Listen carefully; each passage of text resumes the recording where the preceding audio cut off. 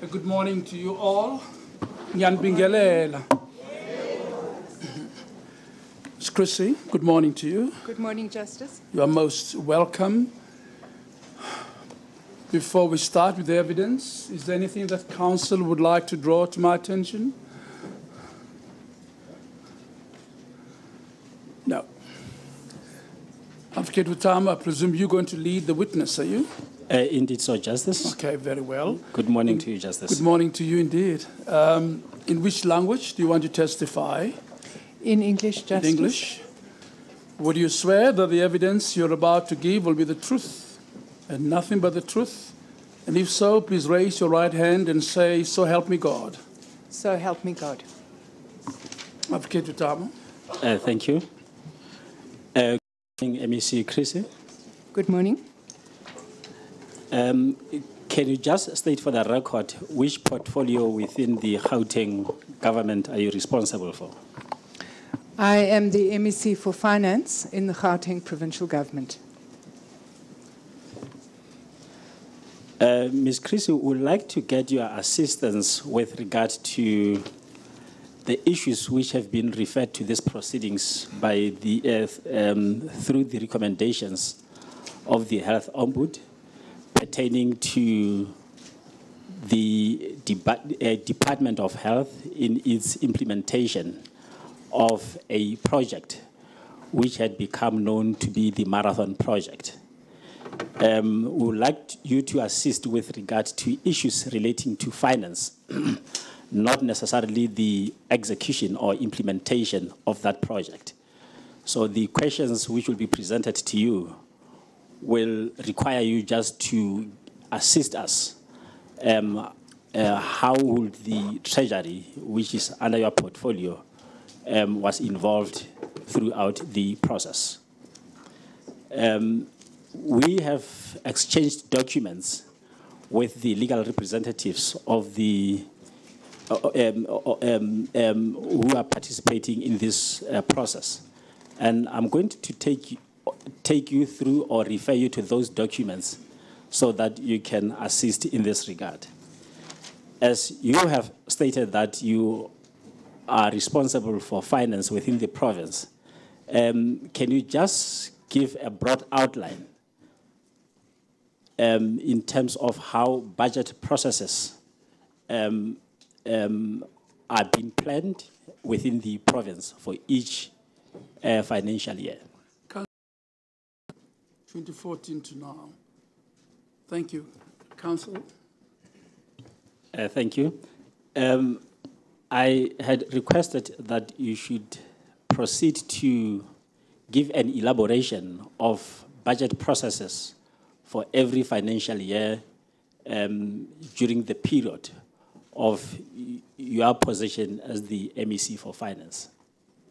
And as I've indicated earlier on, you may make reference to the documents which we have exchanged, and they are numbered and referred to as ELAS, and it will be ELAH number 156. If you can refer to that document, and then give us an explanation of how that process unfolds until the budget is presented. Justice, if I may refer to the PowerPoint presentation, ELA 156, page 8, has a graphic overview of the provincial budget process. And what is important to explain to the hearing is that the provincial budget process is a year-long process. And provincial budget day for the current financial year would be in March.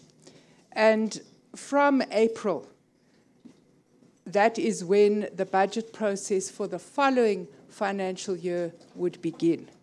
And that budget process normally begins with an Executive Council retreat where priorities for the following financial year would be agreed upon by the Premier and all the MECs responsible for different departments. From May until August. It would be the time when each and every department would be involved in planning and budgeting. So this is when departments would say, we have been given these priorities by the Premier. How do we allocate financial resources to the different priorities? It's also important to say, Justice, that departments have different statutory responsibilities, and those statutory responsibilities continue regardless of the particular priorities that a Premier might want to emphasize for that particular financial year. And so the detail of the construction of any provincial budget would be done by the particular department themselves, and they would make allocations to different programs. In August, departments would make their first what we call medium-term expenditure framework submissions, and those would be the budgets for a period of 3 years, a 3-year projection. There is then another Executive Council retreat. It will normally take place in September, and at that Executive Council retreat, different departments might want to raise issues in relation either to political priorities, departmental priorities, or spending pressures that they might face. Just before you move on, of your total budget, at what point do you decide what allocation would go to a particular department? For example, health. Where and how do you decide what percentage or portion of the budget, of the total provincial budget, is allocated, say, to Department of Health? Justice, government works on 3-year projections, and those projections are guided by National Treasury, by Provincial Treasury, and also, as I have explained, by the Executive Council in terms of political priorities. I think what is important to say is that in any one financial year, there would not be major variations in terms of budget allocations. I think that what we all understand is that in government terms, a variation of more than 5% will have unintended consequences in any particular financial year. Now, the Gauteng provincial government receives 90... And that means the allocation wouldn't be any more than 5% more or 5% less. I'm just trying to check if my understanding is correct. Generally, what one would see in government budgets is that there would always be a cost of living increase, because obviously the salary bill and goods and services bill would increase according to inflation. But you may find a situation where within a program resources are shifted in order that a new priority can be accommodated.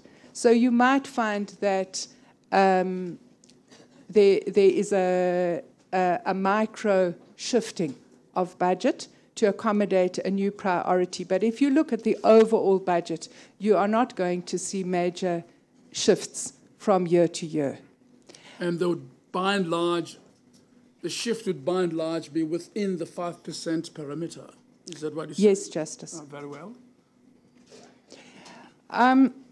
So, Justice, what you can see from this diagram is that the first submissions would be made by departments to Provincial Treasury in August.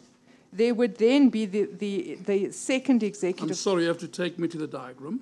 I was Sorry, looking at the slide presentation. It's slide presentation, page 8. Thank you. I've got that, thank you. So what you would see is departments would make their first submissions in August. There would then be a second Executive Council retreat, and I think that that retreat would really be wanting to look, as I've already explained, at any issues that might have arisen in the process of departmental budgeting. And then in September, there would be something that we call the MTech hearings. And those are detailed bilaterals that are held between Treasury officials and officials of different government departments. Now, I'm saying officials because they do not involve the political heads. It would be the accounting officers. So the head of Treasury would meet the accounting officers and their financial teams of each and every department.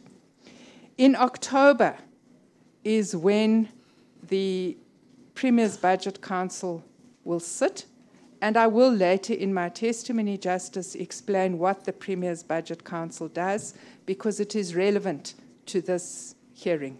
Yes. And then in November, there would be the adjustment budget. And this is a time when departments, if departments are facing extreme financial pressures in the current financial year, there would be adjustments that would be done at that time. It can also be a situation where departments can shift funding from areas where they are underspending to areas of greater priority. The current financial year, I thought the budget process was always projected to a year ahead. Justice, so we what are happens always... then in October? Justice, I'm sorry, in November. Justice, we are always working concurrently with the current financial year and the following financial year. So that those processes happen simultaneously, because we do want to give departments an opportunity in November to say to us, we're in trouble, we need extra money, or we are underspending here, we would like to shift the resources there, while we continue with preparing the budget for the following financial year, which would only be tabled in the provincial legislature in March. I follow. So the final, the third round of submissions by departments would then be submitted in November, December, after the adjustment budget, and there would then be a final Premier's Budget Council that would look at the final allocations to departments in February, and that would be prior to Budget Day, which is normally in the first week of March. And the final submissions reflected on the slide will be prospective, will be about the... It would be about saying this is the actual allocations to departments. Okay. But in a sense, Justice, that meeting is usually a formality, because you can see that considerable work has been done in the whole year leading up to that. Thank you. You have made it clear that the final allocation to various departments occurs during the period of February, according to your testimony. Can you just assist us to give us an indication who has the ultimate or the primary responsibility for budgeting between your portfolio and various departments? And in this particular case, we refer to the health department.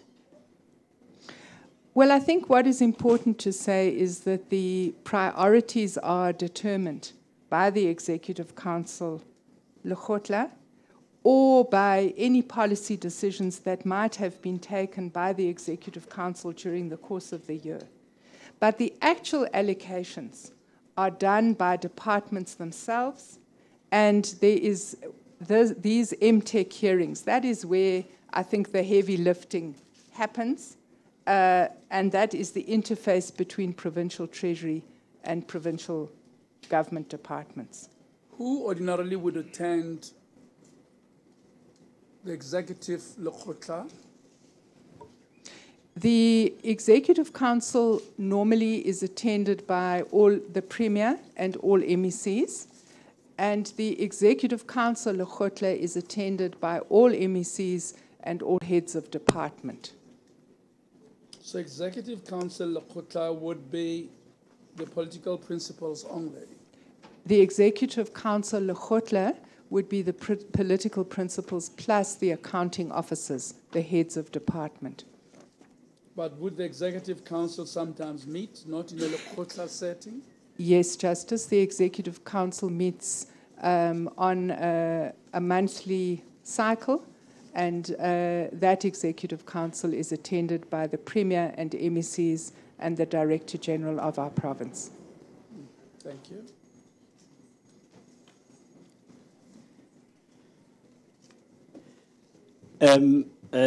Thank you. Let's just deal with the year during which you were appointed to the position, and in particular, can you just assist us to get an idea of what was the government's approach during the period of 2014 relating to matters of budget? Again, Council, I'm sorry I've come a little late, but it's still not clear in my own mind how the internal allocation of a department occurs and what impact does the Executive Council has or the budgetary process has on the internal allocation of a department. For instance, how does it happen that the Department of Health would choose what money to use for which project?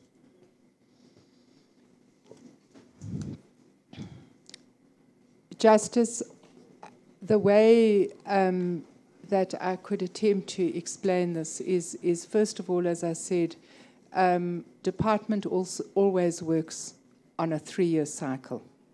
So after the election, when the 5th administration comes into office, they will find a budget cycle in existence. So when you are appointed as the new MEC, you will find that medium-term expenditure framework already in existence in your department.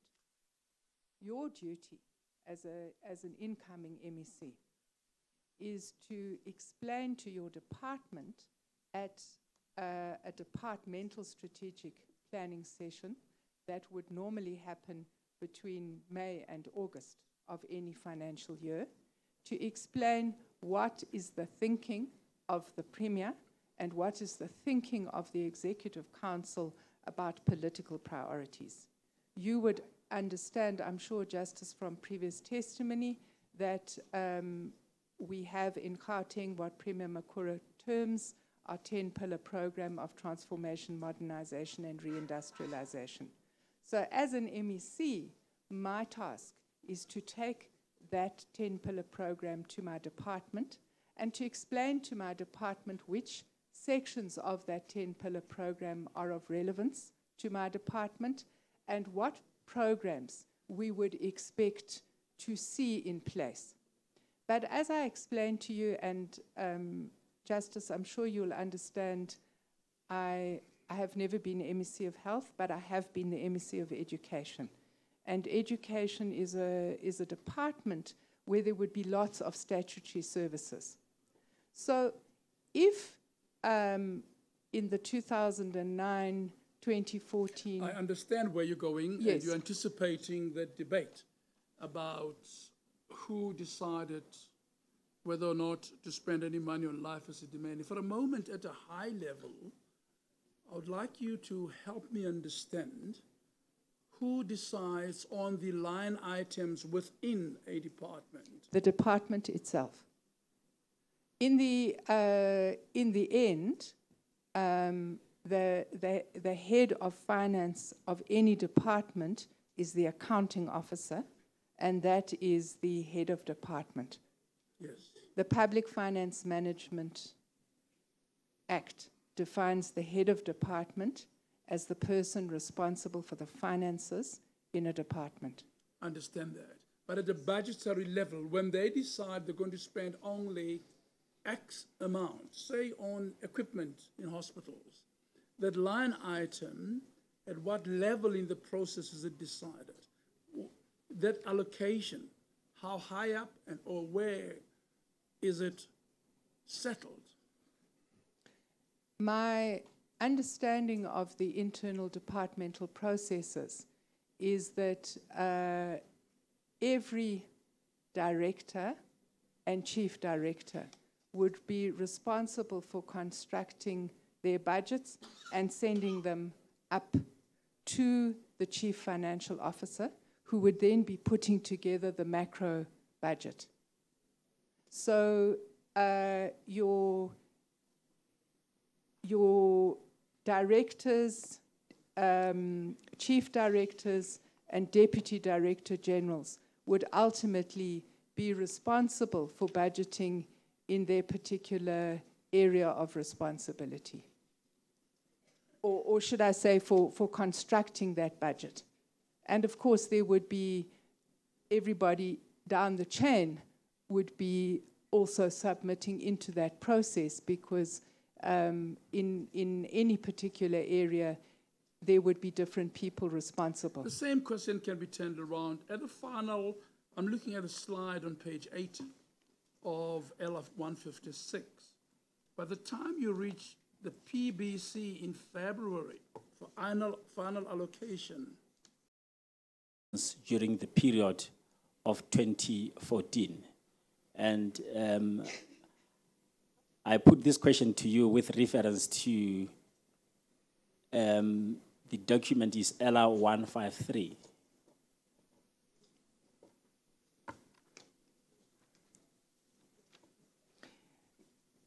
This document, LR 153, is the speech which I presented in the Gauteng Provincial Legislature on the 20th of November 2014.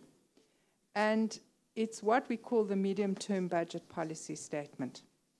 And the purpose of that particular statement is not to talk about allocations for the 2014-15 financial year, but it is to talk about what is the economic situation and the fiscal situation that the province is facing, and as a consequence of that, what will be the approach of provincial government to funding the 2014-15 budget. It's also a time when I will announce the adjustment budget for the current financial year, and in that particular situation, sorry, I'm confusing the hearing.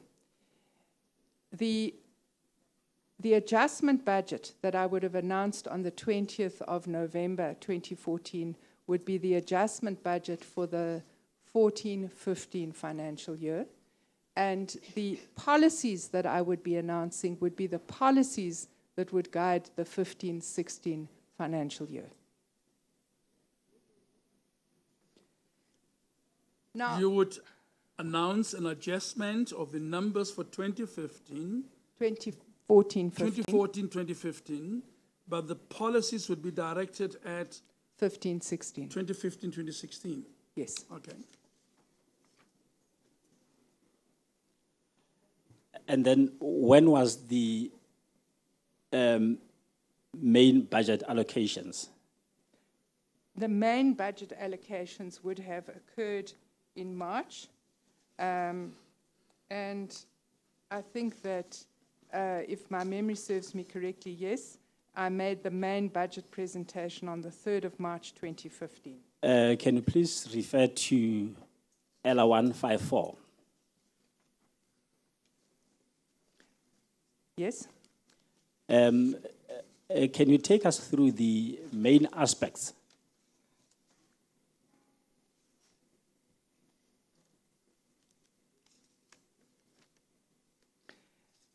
So in this budget presentation, this is the first financial year after National Treasury had indicated to the Gauteng provincial government that over the 3-year medium-term expenditure framework, starting in the 15-16 financial year, there would be a decrease in the allocation of the equitable share of 1.3 million rand. Now, what I indicated in that budget was, I said very clearly that in order to accommodate this 3-year cut of 1.3 billion rand, we are not talking about austerity measures, and there would be 4 aspects to our financial approach. The first would be to reduce spending on non-core goods and services and fight corruption. The second would be to look for ways to increase own revenue and alternate funding sources. The third, and I think this is very important for this hearing, to maintain spending on quality social services. And lastly, to increase expenditure on infrastructure with the intention of creating work and giving expression to the Premier's program of transformation, modernization, and reindustrialization. And where are you reading from, MEC? I'm sorry, I got slow there. You're reading from sir. Which exhibit, Ella? So it's Ella 154. 154. 154, thank and you. it's page 7, Justice. I've got that, thank you. And then on page 8, I specifically outline in the budget are cost reduction targets on non-core areas. And I spell out what the targets are and what the non-core areas are.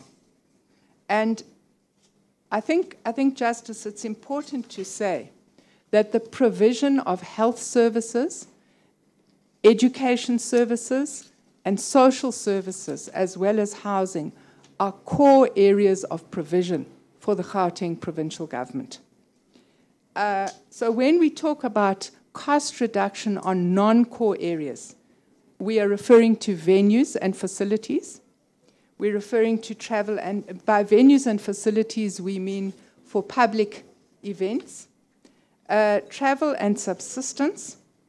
The target was 1.5%. The target for venues and facilities was 21%. Communication, 7%. Catering, 9%. And catering, we're referring to catering at government functions. Advertising, 0.5%. And administration fees, 25%. So those were the actual targets. I then go on in the course of the speech, Justice, if we can move on.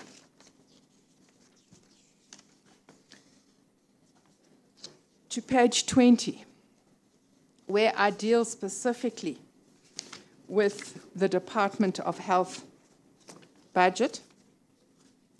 And what I explain there is that over the past 2 years, the Department of Health had been under Section 18 administration of the Public Finance Management Act. So it means the Provincial Treasury from 2013, 2014 up until, I think it was May 2015, had been administering the finances of the Department of Health in the province. Why? What had happened? Because, Justice, there had been a problem that began from 2009, 2010 of what we call accruals. And this is a problem of invoices from one financial year that are not paid within the prescription of 30 days. But in the case of health, these accruals were not paid for several years. And by 2012, when the Department of Health was placed under Section 18 administration, and at that time, Justice, I was not the MEC of Finance, I was the MEC of Education, but I can say for the record that at that time, when it was placed under administration, it was to deal with the accruals, which by the 2012 year were in the region of 4.5 billion rand. Who were the creditors in relation to these accruals? Who, in rough and ready terms, who were owed the amount of 4.5 billion?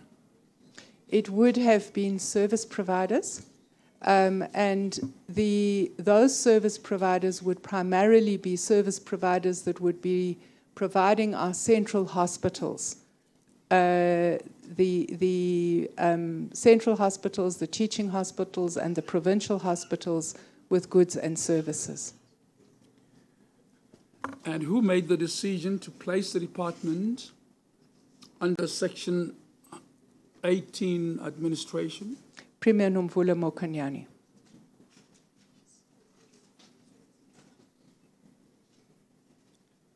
And how did the department emerge from that administration? So what happened during the course of that administration is that while Treasury was administering the department, they began by doing an analysis. Where are these accruals and where is the overspending happening? And as I explained, Justice, the identification and the locus of the problem was the central hospitals and the provincial hospitals. And when Treasury did an analysis of what was causing the problem, what we found was that there were management problems in those hospitals, but there were also financial management problems that related to the management of supply chain. So what had happened, my predecessor, MEC Mandla Nkomfe, had appointed PricewaterhouseCoopers to lead the intervention in the Department of Health. And what they had done is that they had worked on the hospital management in these central hospitals. They had established standard cost centers in those hospitals. They had transformed the supply chain management environment. They'd introduced standard long-term contracts for things like linen, food, medicines, and other medical consumables. They'd set up a hospital management framework, and they'd also done a lot of work on the finance and financial management in those central hospitals. And the result of that was that by the time I made this budget speech on the 3rd of March 2015, we were in the process of winding up that particular intervention and concluding that intervention and handing the health department back to the head of department and the MEC. Were the accruals cleared? The accruals had been considerably reduced. Justice,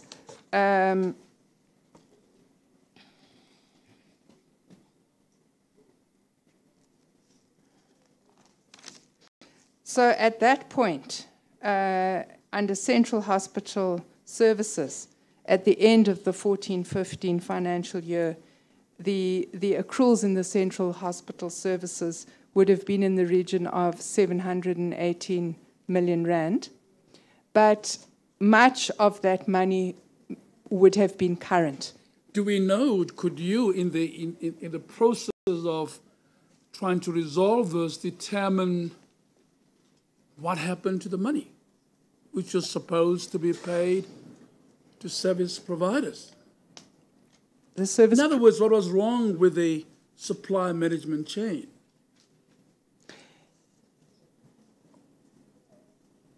I think that there were two things that were wrong, Justice.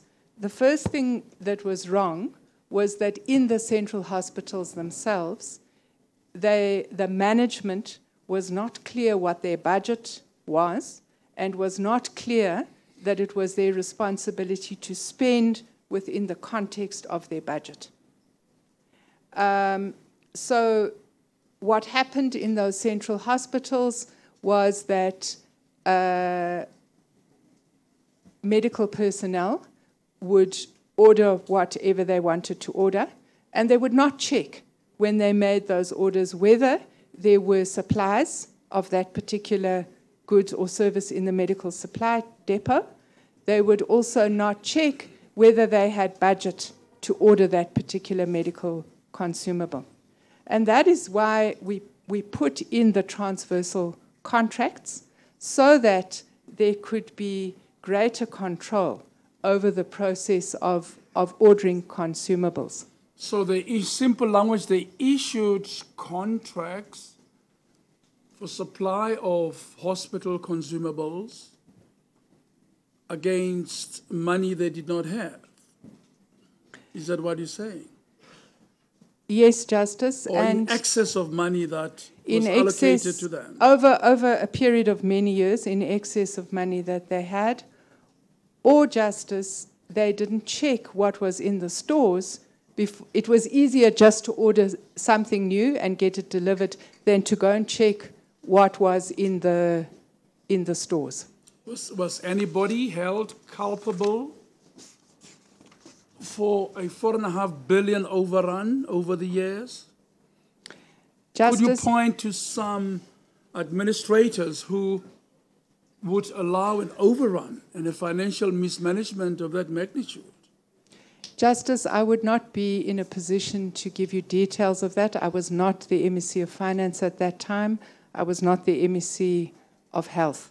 I've merely checked on that.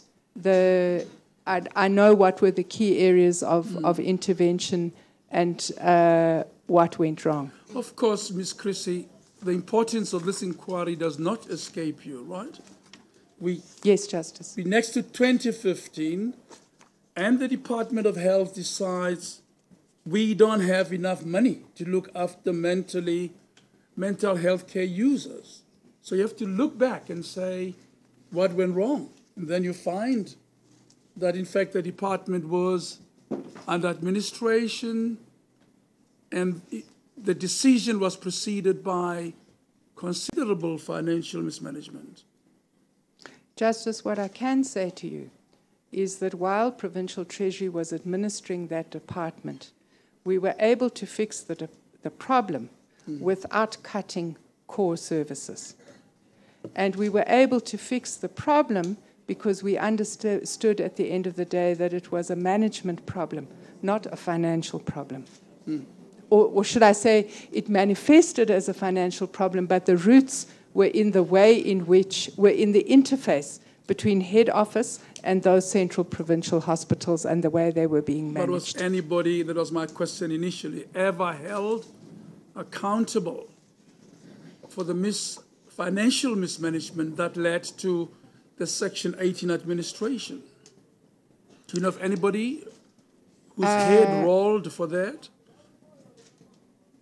Off the top of my head, I don't have that information, Justice. I don't know what disciplinary hearings would have taken place. May I proceed?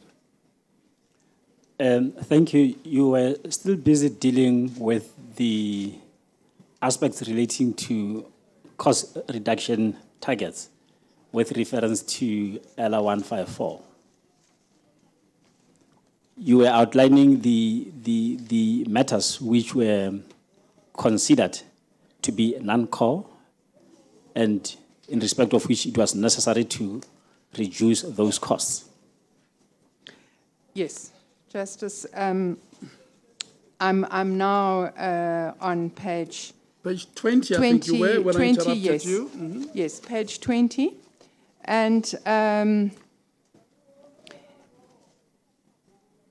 I do give some detail there on the fact that the Department of Health by this point was complying with all of the audit findings, and that we were confident at that point that our efforts towards strengthening the health system's effectiveness will result in improvements in service delivery.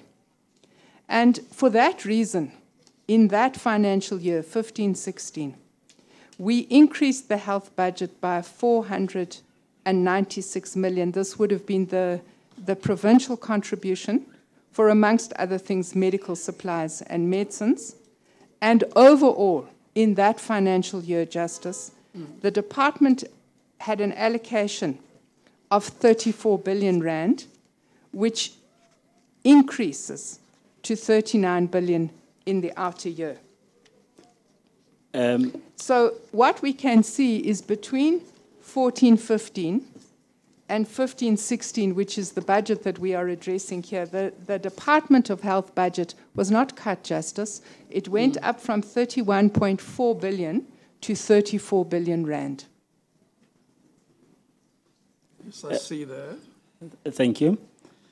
In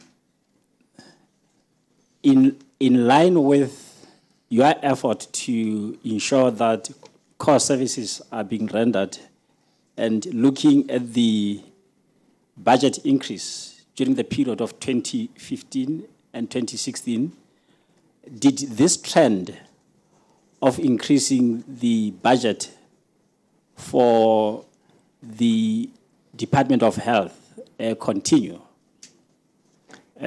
Yes, Justice, I'd like to refer you to ELA 157, which is a spreadsheet on the Department of Health's finances.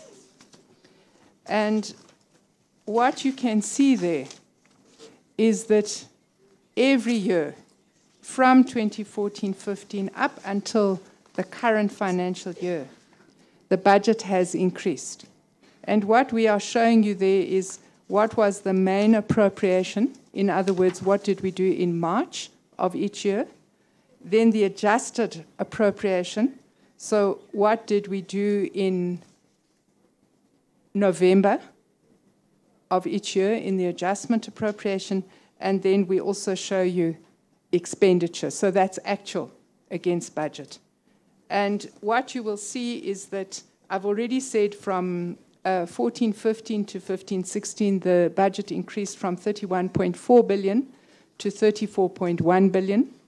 Yes. 16-17, the budget increased from 35.3 to 37.6. And 17-18, which is the current financial year, the budget has increased from 37.6 to 40.2. Obviously, the current financial year is still ongoing, so we can't show you actual outcomes.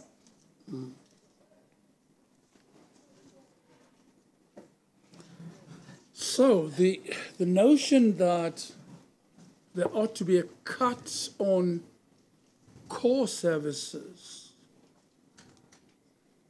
was totally foreign to your financial planning and budgeting, was it? Yes, Justice.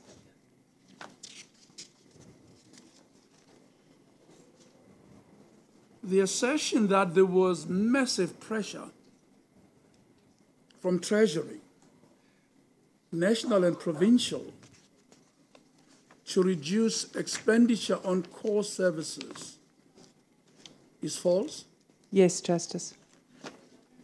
The pressure was on non-core services. Well, we'll come back to that. Also, the importance of that point does not escape you either. We'll No, have to Justice. revert back to it. No, Justice. Up to now, the evidence has been cut costs on mental health care users because the state doesn't have money to fund their care. That's what Dr. Manamela says, that's what Dr. Silibano said, and that's what former MEC Mahlangu said. Is there any truth in that assertion? Justice, I would like to take you through the budget for mental health services, and I will show you the figures. I think that you can then draw your own conclusions from the figures. I'm going to wait until you do that. Council, you may proceed. But thank you for LR 157. I've seen the numbers and their progression. Thank you, MEC. As you have dealt with this aspect relating to the department's budget being increased over a period of time, I would like you to assist and deal with the question that the Justice has just raised with specific reference to the budget for mental health. And if you can just go ahead and deal with that with reference to ELA 160. Thank you very much. Justice, ELA 160 is the mental health services budget and expenditure for the period 2013-14 up until the current financial year. And what we have done in Treasury is we have brought together all the different areas in the budget where we fund mental health care services and psychiatric services. So you will see there that we're dealing with psychiatric hospitals, Life Esidimeni, mental health non-profit institutions, mental health district services, and then the total. Now, overall, Justice, what we are showing you is what was the original budget. So if I can start with 2013-14, the original budget was 1.1 billion. The adjusted budget was 1.073 billion. The actual expenditure was 1.011 billion. And in that financial year, there was an under expenditure of 62 million. The following year, 14-15, the budget was 1.161. The adjusted budget was 1.190, and the actual expenditure was 1.237, and there was an over expenditure in the 14-15 year of 47 million rand. If we can then move to the 15-16 financial year. But before you do, Life Esidimeni line item reflects no reduction in actual expenditure, even after the adjustment. In fact, the adjustment was nil adjustment. That's correct, and in fact... Justice? Sorry, Justice. It's me. Oh, okay. I'm sorry to intervene. We were only provided with the document a couple of hours ago. Could I please ask the witness to just repeat what she said, because we were scrambling to follow. And I don't want to miss anything. I'm sorry for the intervention, but... I'm sorry. Your intervention caused somebody to fall down. Apologies for that. Sorry there, are you okay? The camera person, sorry, ma. Sorry, Jess, we haven't had a chance to look at the document before now, so if we could just go through it a bit slowly so we can digest it. Yes. Thanks. No doubt we're going to do that, and let me see, Chris has heard you. Would you just want to repeat that? And let me apologize to Council for the late production of this. We only found out on Friday that you would be interested in this information, and it was quite a task to assemble it because the information was in different budget heads. So this information begins with the 2013... For starters, has Council got ELA 160 before her? Do you have it before you, Council? Yes, I have it now. Oh, okay, very well. Let's proceed. Does every council have it? We're all on the same sheet, so to speak. Okay. So we begin in the 13-14 financial year. And this is, it's before my time, but we thought it was relevant to show you trends, because this is when 13-14, the department was still under the administration of Provincial Treasury. So what you see there is that the budget that was allocated was 1.156 billion. The adjusted budget was 1.073 billion, and the actual expenditure was 1.011 billion, and there was an under expenditure in that financial year of 62 million. The following year, which is 2014-15, The budget was 1.161 billion. It was adjusted upwards in November to 1.190 billion. The actual expenditure was 1.237 billion, and in that financial year there was an over expenditure of 47 million rand.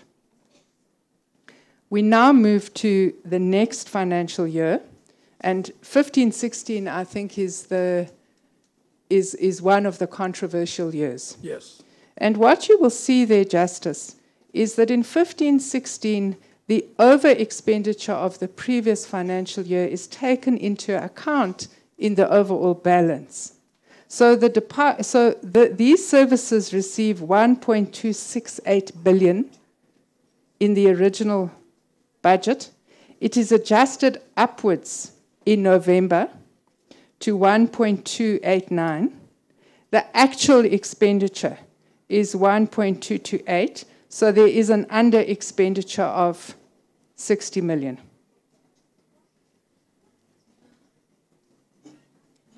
The following year. And in relation to Life eSetimeni, there was an under expenditure of 29 million. Do I read it correctly? That's correct. 29.2 million under expenditure. That's correct, Justice.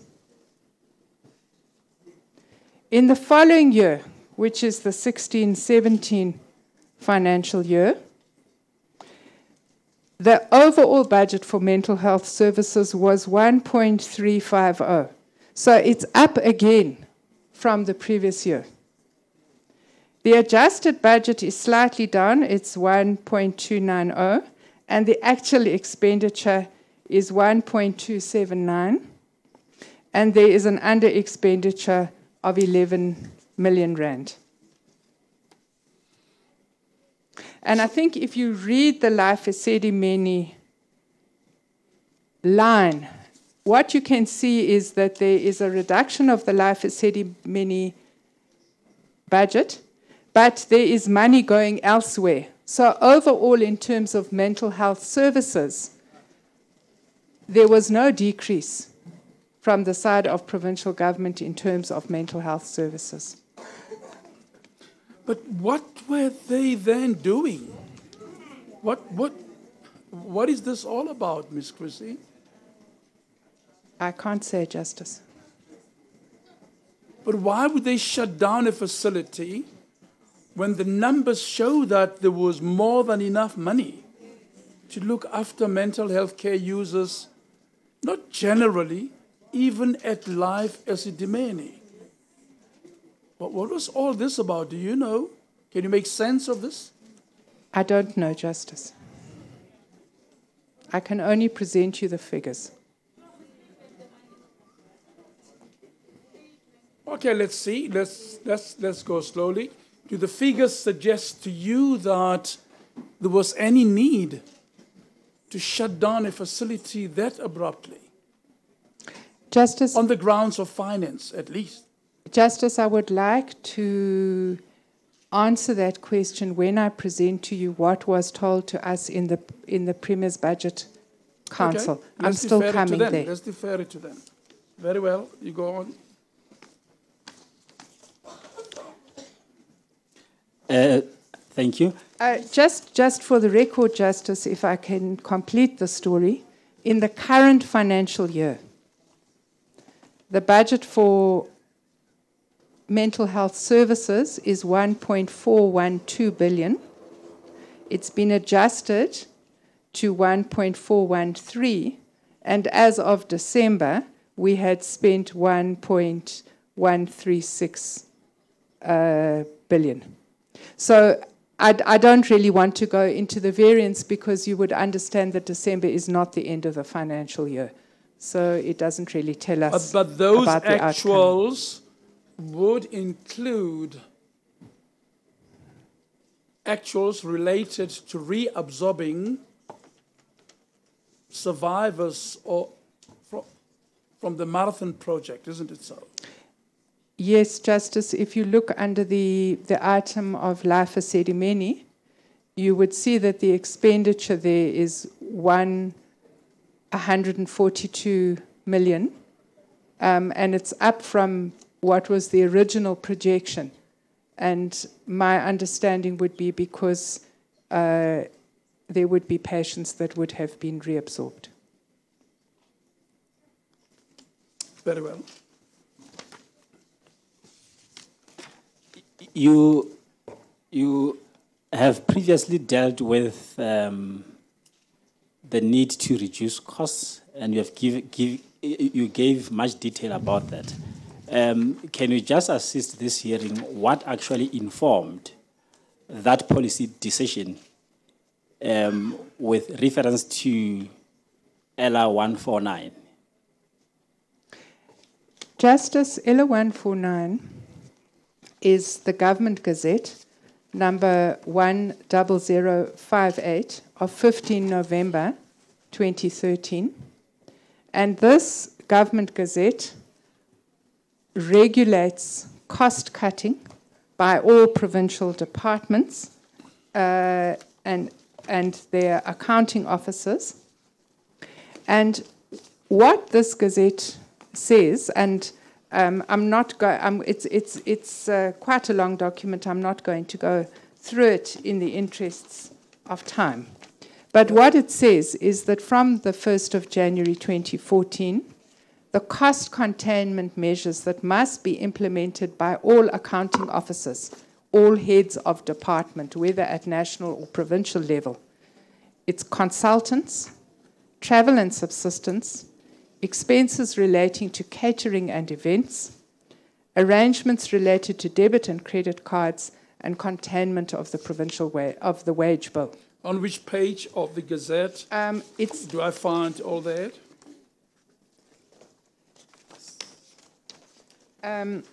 It's from page 2. Page 2 would be consultants and travel and subsistence. It's item 4. So 4.1 would be consultants, 4.6 travel and subsistence. It would then go on page 4, 4.23 expenses relating to catering and events. It would then go on to page 5, 4.27 arrangements related to debit and credit cards. And lastly, the issue of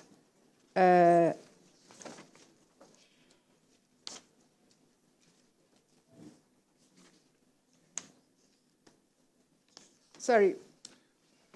That's pretty confusing, I must say.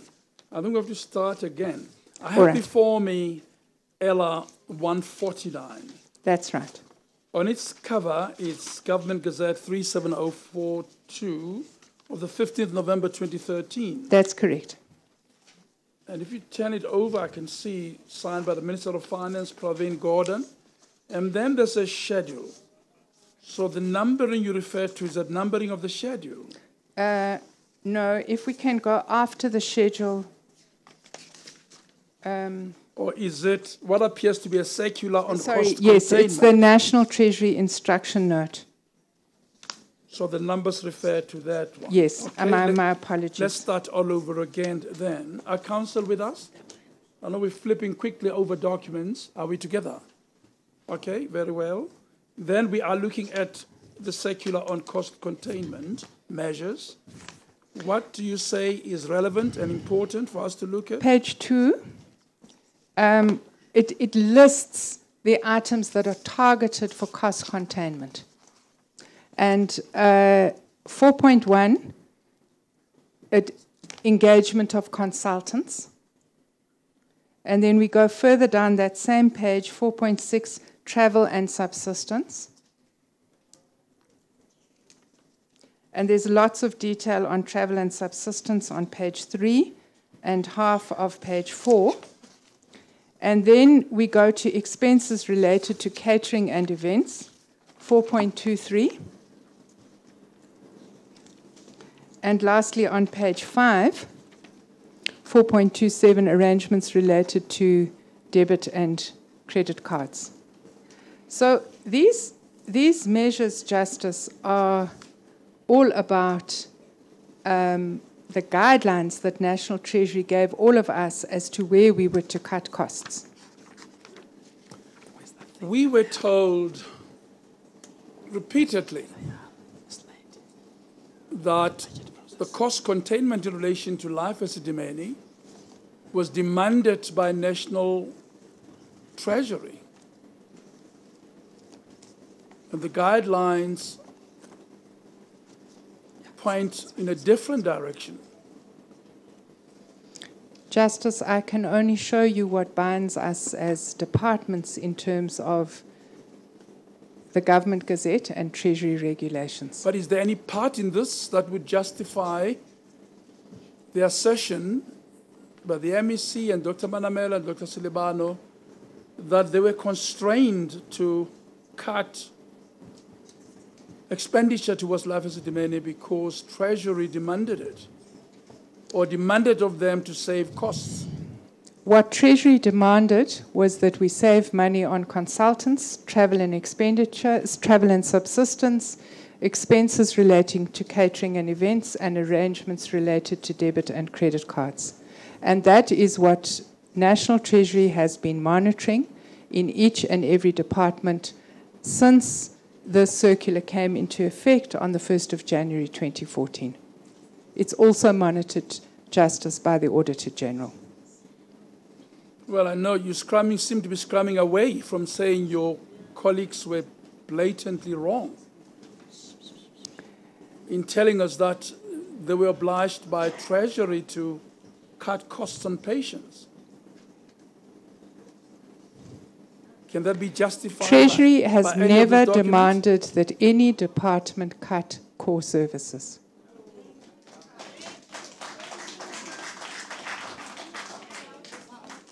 Council.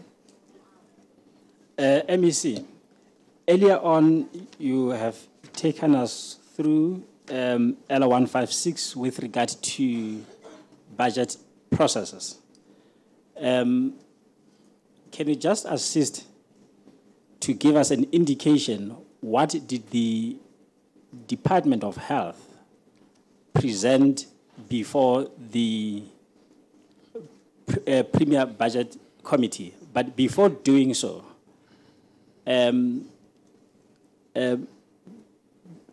please just explain how is the Premier's Budget Committee composed and what is its objective?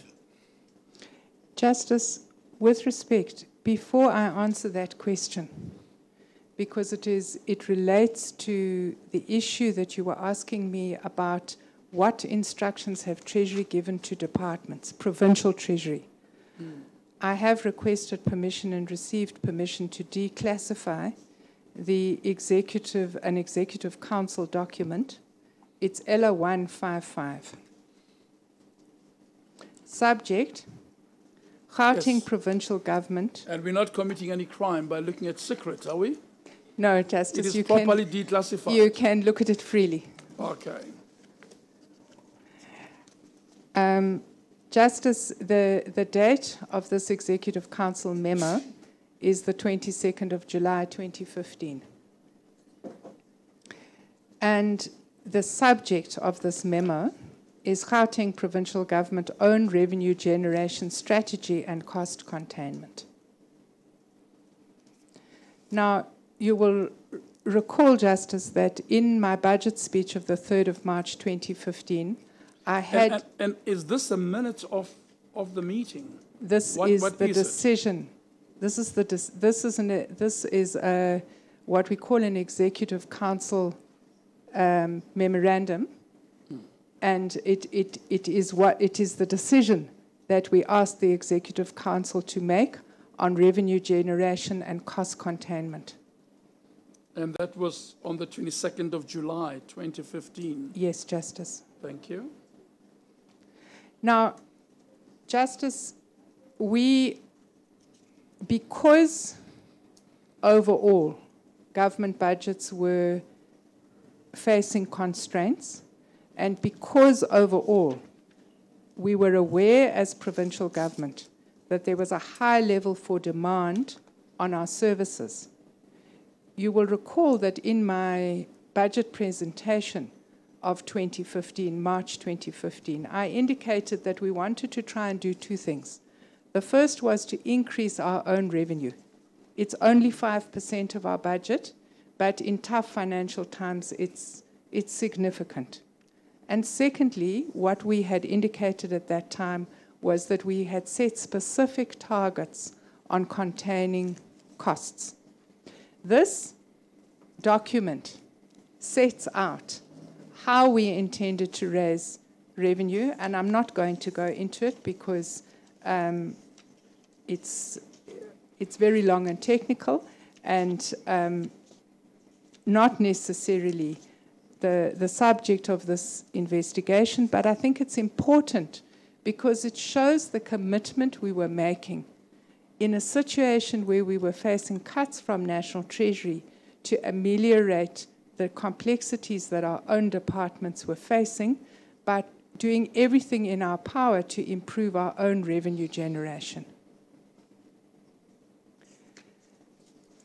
And then what it does is that it makes a decision of the Executive Council, those cost containment measures that I mentioned in my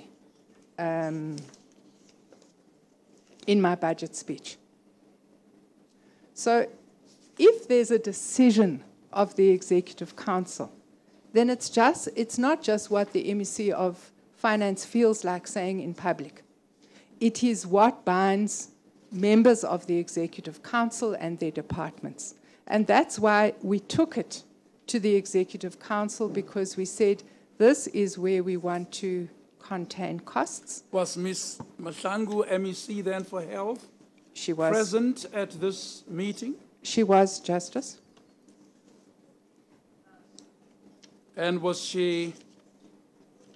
did she raise dissent to the decision or the strategy contemplated in LR 155?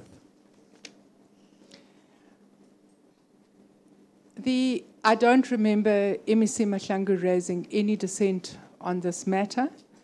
I know that where there were concerns on this memo, it really related to the issues of travel and subsistence.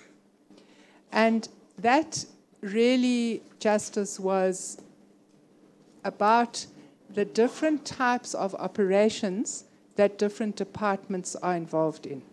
So if I can make an example for you, if you have a blanket ban on travel of more than 100 kilometers per month for all government employees, where you have agricultural extension officers, in one day, those agricultural extension officers will have traveled 100 kilometers, and then for the rest of the month, they will not be able to do their work.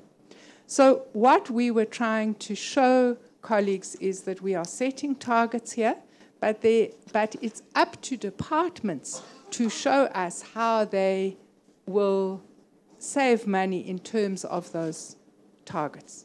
So that was the purpose of this memorandum. Page 10, at the bottom thereof, seems to speak to implementation of cost containment measures. What is of significance there?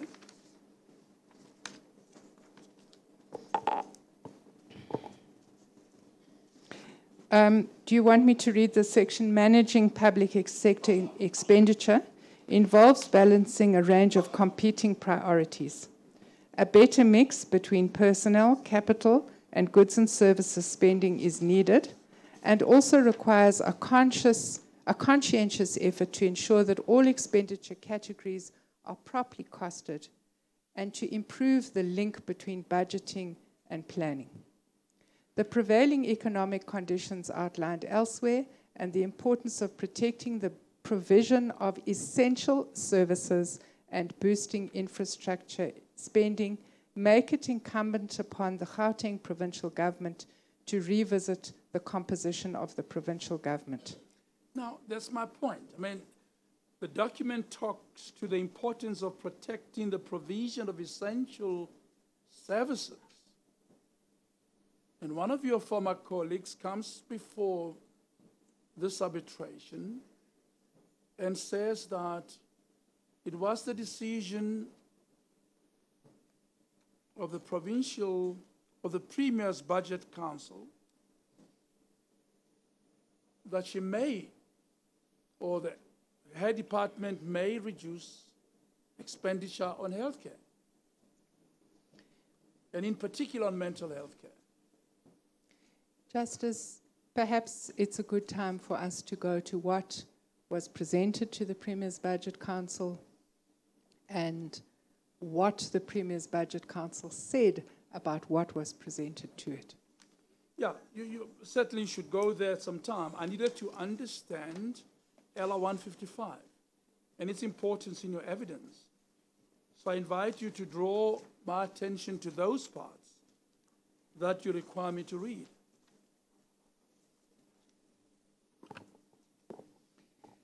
That's the one part that seems to be obvious. The next paragraph Yes. talks about non-core. Yes. You don't have to read it line by line. Yes. You could explain or read whatever is convenient, Yes. so that we understand what was said about essential services and what was said about non-core items. I think, Justice, what this paragraph says is in keeping with the spirit of cost containment, particularly with regard to non-core items.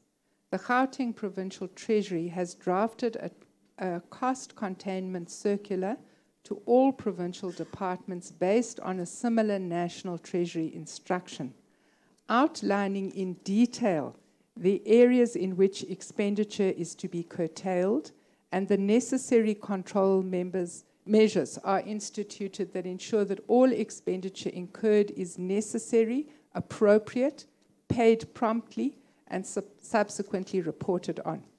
And the circular then goes into detail. When we talk about administrative fees, what do we mean? When we talk about communication, what do we mean? And then on page 12, Justice, we specifically talk about, there is a table there, table 5, on page 12. And what table 5 does is it lists the items that are targeted for cost containment, and it lists for each year, for each item, what we expect provincial government as a whole to save.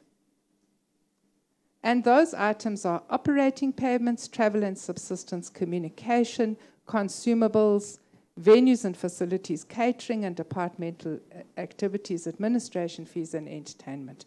And the overall target for the whole of provincial government, not for the Department of Health, for the whole of provincial government, is to cut 10% of non-core spending in the 2016-17 financial year to realize 158 million rands worth of saving. So this is our target for cost cutting on non-core items over a 3-year period. So what was this obsession about? What was this whole mantra about? Shut it down, life is a demanding. To achieve what? To save what? I don't know, Justice. Council? Thank you, MEC. You were still to deal with the composition and the purpose of the Premier Budget Committee. Thank you very much, Council. Justice, I'm dealing with LR 150, and it's the terms of reference for the establishment of the Premier's Budget Committee.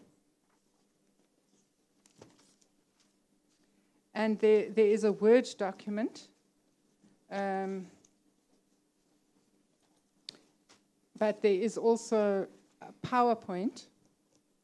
And although the pages are not numbered, if we use the title page as 1, 2, 3, I would like to turn to to slide 4 in the PowerPoint, and it's entitled Roles and Responsibilities.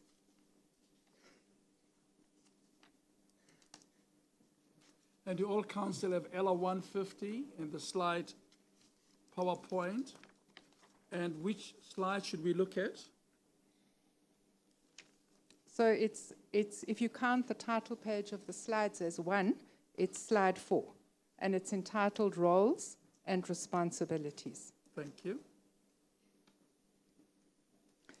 So it says there, the Premier's Budget Council will make final budget allocations for priorities and pressure points. And I want to emphasize this issue of pressure points, because I have explained to you, Justice, that even in tough financial situations, the Department of Health has received additional money in every budget and every adjustment. And that is relevant to this inquiry, because if at any stage we'd been told we can't fund statutory services, please give us more money, that could have been taken into consideration. Engagement on budgetary issues on an ongoing basis, as well as significant improvement on resource allocation, reorientating expenditure away from consumption towards investment, in other words, infrastructure. And then there is stuff about infrastructure delivery, so making sure, Justice, it's not relevant to this inquiry, but the reason why it's there is because historically a number of provincial departments have underspent on their infrastructure budgets, and infrastructure is obviously very important in terms of job creation. So the Budget Committee would be scrutinizing spending on infrastructure budgets and trying to ensure there was efficiencies. Ongoing assessment on the utilization of provincial resources, and explore creative and dynamic approaches to expedite infrastructure delivery and job creation. So when an MEC has a pinch, a financial pinch on her shoe, this would be the place to come, isn't it? Yes, Justice. And that ordinarily ought to be reported to the Premier's Budget Council, which engages budgetary issues on an ongoing basis, and would also focus on resource allocation processes. Yes, Justice. So if life as a demand was a real financial burden and it was going to break the dam walls, would this be the place where that would have to be reported? Yes, Justice. And this is the place where the allocations and adjustments would then be considered and perhaps approved. Yes, Justice. Very well.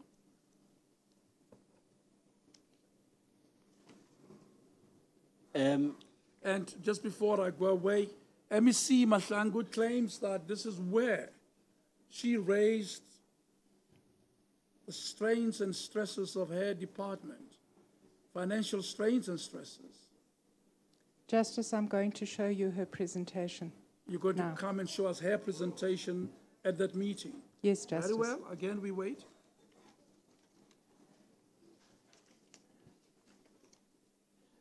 Council? Yes.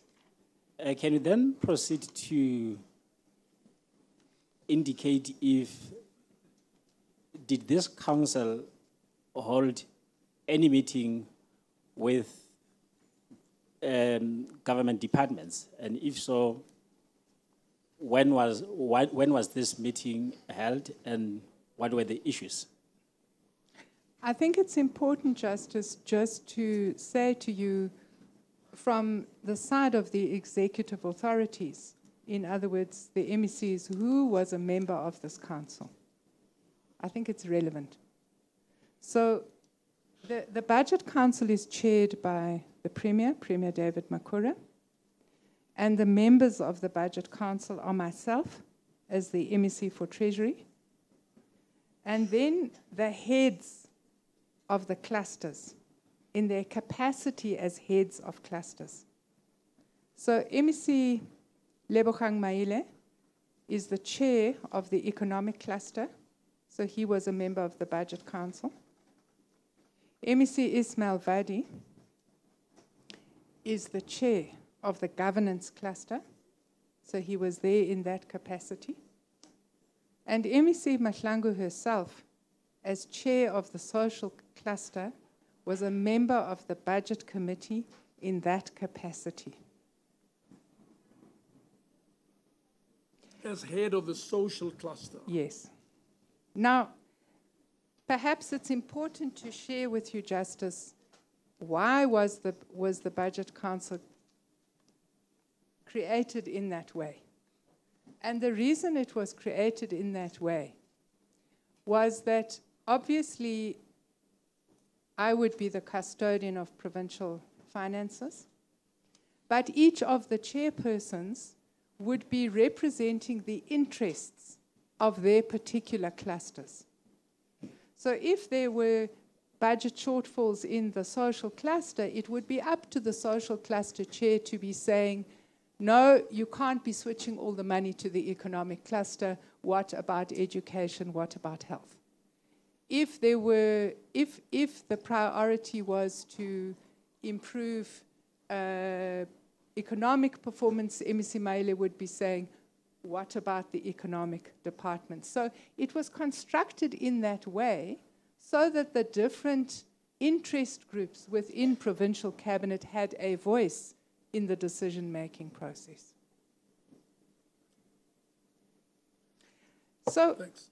the first meeting council of the budget, of the Premier's Budget Council, was on the 11th and the 13th of November 2014. And after that meeting, or at that meeting, there was a request made to the MEC of Health to return to that meeting. And although you do not have this document, Justice, this is the letter which I wrote to the MEC of Health, which I will read. Dear MEC Mahlangu, thank you for your input. You don't have this document, no. But I will read it to you. It's a short letter. Thank you for, let me take this opportunity to thank you, and so on. Subsequent to the meeting, it was decided that your department should come back to the PBC with feedback on the following. 1, the Health and Provincial Treasury to provide a progress report on the intervention and indicate what is outstanding and what still needs to be done. 2, the department should demonstrate decisions being taken on their budget and share the quantification of their cost containment. And 3, the department should demonstrate clearly areas where they would direct resources if there were additional resources. So we're saying, if we've got more money to give you, where would you like it? So, can I proceed, Council, to... Let's find a way to deal with that letter. I would like to have it to come. Its date again, would you repeat its date? I can get you the signed copy of this letter. This letter is an unsigned copy. So I think we would want to submit it to you, together with any other information you would want. Very well. Once it is, we'll provisionally admit it, but council have to see it so they can pose questions. So Advocate Utama, would you arrange that gets, your attorney arrange that gets copied and made available to all your colleagues? And we shall name it Ella how much? Sorry? Ella? Ella 162. Ella 162. Very well, that is provisional admitted, and the signed copy can be made available later. You may proceed, MEC or Council. You were still dealing with the first meeting of the Premier's Budget Council. And whilst you are still on that point, earlier on you testified with reference to ELA 149 in relation to the memo or the directive from National Treasury, which required the departments to take measures for cost reduction. And can you please refer to ELA 151 in relation to the Gauteng provincial government's effort in making sure that guidelines were made in relation to those issues? So, Justice, I've already explained in terms of the National Treasury Gazette, which is ELA 149. Because we are now talking about November 2014. And so we are bound by, at this stage, we are bound by the Provincial Government Gazette, ELA 149. And I've already explained to the proceedings the non-core items that were targeted for cost containment. So when we asked the department to present on cost containment, it was in relation to Circular 149. Because all of us were expected to contain our costs. You would also see that the first item was about the health intervention. So it's also about progress in containing spending in the central hospitals on goods and services in line with the provincial treasury intervention in that regard. But before you move on, I'm a little confused. What is ELA 151? Okay, that's the document I want to move on to, Justice. Oh, very well. ELA 151 is the presentation that was made by the Department of Health on the 26th of November 2014 when they returned, as requested by my letter, ELA 162, to the Premier's Budget Council. So this is a presentation from Department of Health. Yes, Justice. Who at the meeting made the presentation? It would have, the MEC would have given an initial overview, and the details of the presentation would have been made by the head of department. Yes. And who was it then? Dr. Selebano. Dr. Selebano. And the MEC would have done the introductory overhead comments and remarks about the presentation. That is normally how it works, Justice. Very well, you may continue. Thank you, Justice. So we're now working on document 151, and you will see that the first issue that they refer to is cost containment. And they talk about litigation against the department. They talk about Selby Park and Alexander Clinic. And then on page 3, slide 6, they refer specifically to Life Esidimeni. And I want to read what this presentation says. It says 20% of the 251 per annum currently paid to Life Esidimeni. The original contract was signed with the National Department of Health on the 1st of August 1979, and they talk about 50.2 million saving.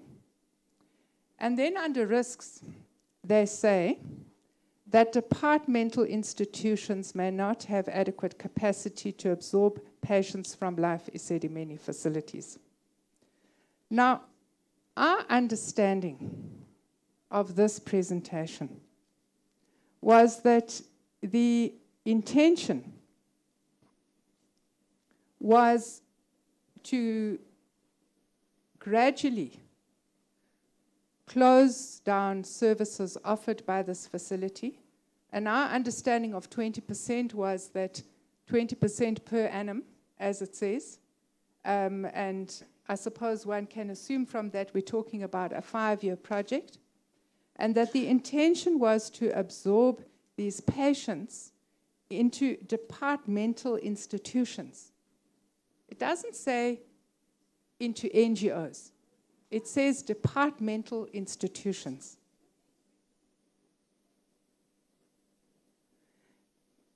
Now, Justice, I would then, it then goes on the different cost saving. Well, Then- before you walk away from there, I just want to understand those entries, which are rather fine. So the plan was to save 50 million a year over a period on a base of 250 million. Is that a correct understanding? Well, I think if we go back to the presentation I did on the budget for Life Esidimeni, I think I would have to just check, but I think the budget was 265, if I'm correct. Yes. Here they And- have it as 251, anyway. Well, yes. And that might be before the adjustment. Sorry, in 14-15, the budget was 251. And in 15-16, it was 265. So let me see So if I at understand. that time, the budget was 251. Yes. If I understand the entry, they say then they were paying 251 million to Life Esidimeni, and they would want to save 20% of that number Per annum. per annum. And So- then they add that the contract was signed with the National Department of Health in August 1979.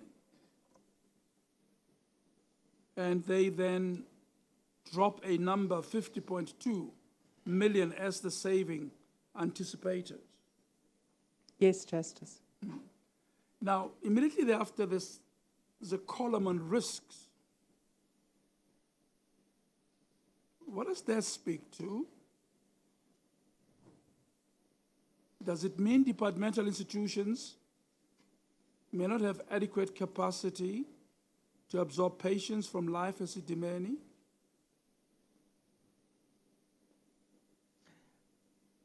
Our understanding of this presentation was that the MEC wanted to provide the same care that was being provided by Life Esidimeni in state institutions over a period of time, and that the success or failure or her ability to implement and the department's ability to implement this project would depend on availability of beds in state institutions. So that was our understanding. Is there any mention, or could we infer a mention of NGOs from that presentation? There was no mention of non-governmental organizations in this presentation.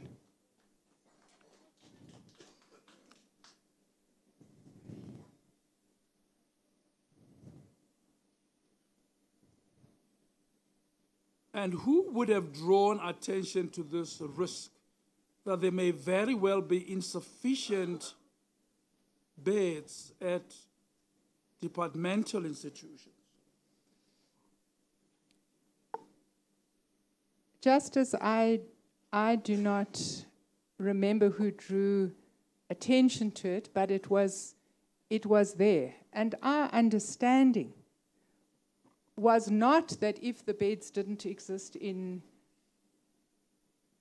government institutions, patients would be put elsewhere. Our understanding was we may not be able to do this because there won't be beds available. That was our understanding. And the budget numbers you showed us reflected no reduction in the subsequent financial year. They seem to reflect an increase. Could you help us understand that?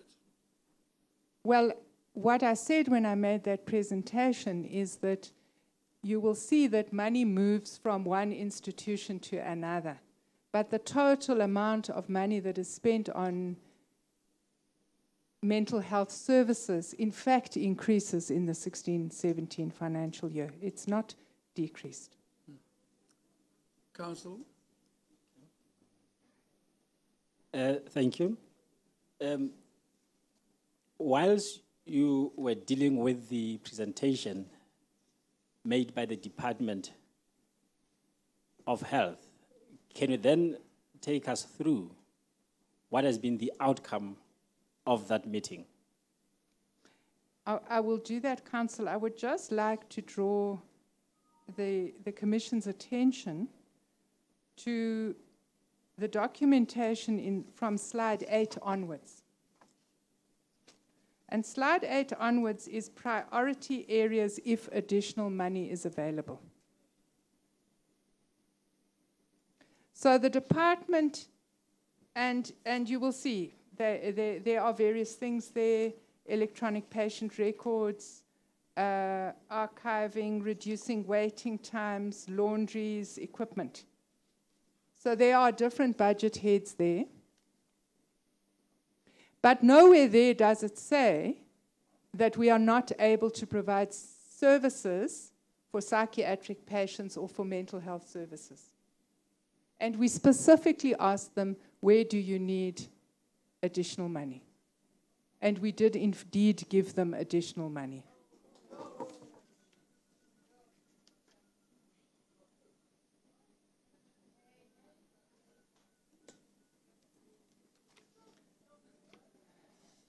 Justice, if I may proceed, Yes. with your permission, to the minutes of the Premier's Budget Council. And it's Ella 152.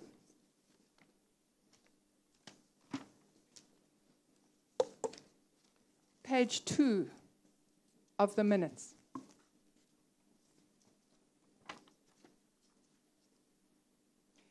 So the department has suggested that they will reprioritize and they will move patients from Life Esidimeni to departmental facilities. And the Premier's Budget Council says the department should ensure that the reprioritization does not affect the quality of services.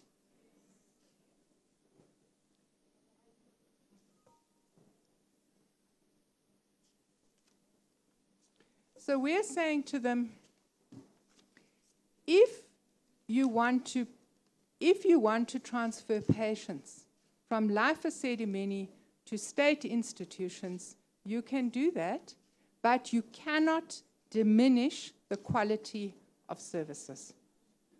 If you think that we can do this more cost-effectively in-house, that's fine, in departmental institutions. But the department should ensure that the reprioritization does not affect the quality of services.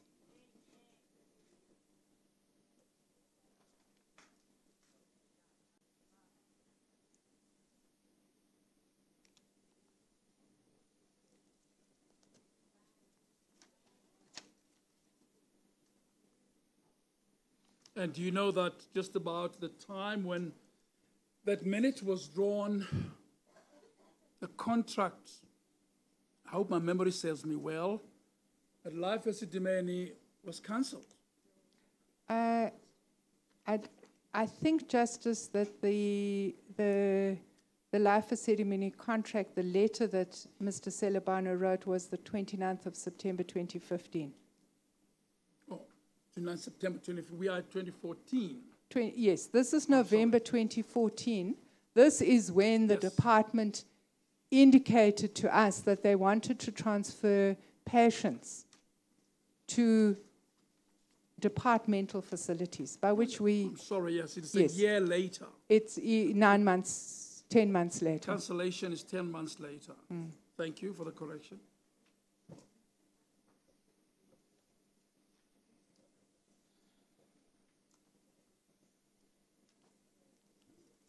is then you were dealing with your understanding of the Department of Health's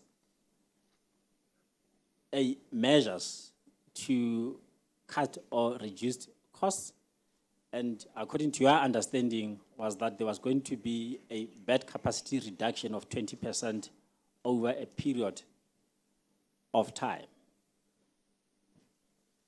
And now we know that that was not followed through. The patients were not sent to the institutions as indicated to you at the Premier Budgets Council meeting. We have already had the evidence that, in fact, the patients were sent to the non-governmental organizations. Do you have any knowledge about the appointment of those NGOs with regard to the provision of services to the department? Whether was there any supply chain process which was followed in their allocation? Justice, again, I would want to apologize to Council because we only this morning submitted a document, ELA 161. And ELA 161, what my understanding, Justice, was that last week you had asked a question. Did the budget follow the transfer? And we spent time in the course of yesterday trying to answer that question, Justice. Justice, if I can just interrupt the witness. In light of what she has said about the presentation of this document to the other side, I find it appropriate that we may take the adjournment at this time for tea, and it will also allow my learned friends to be able to go through the document when we resume. Yes. That is a wise suggestion, Council. I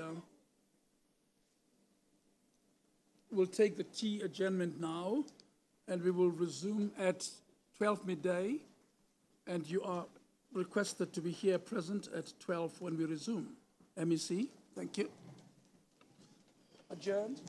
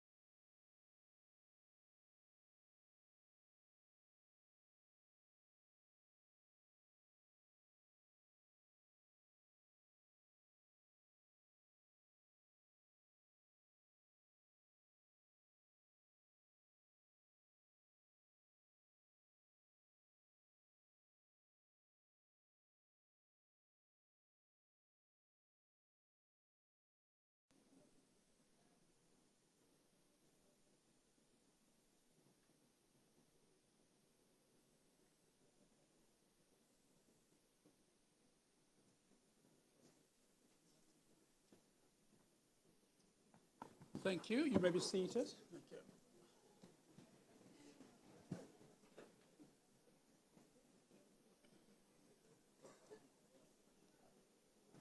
MEC Chrissy, you're still under your oath to tell the truth and nothing but the truth.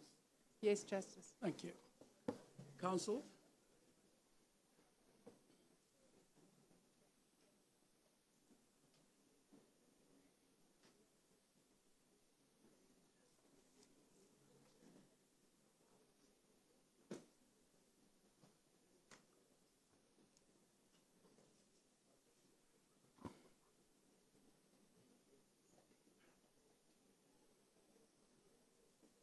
My apologies, Justice.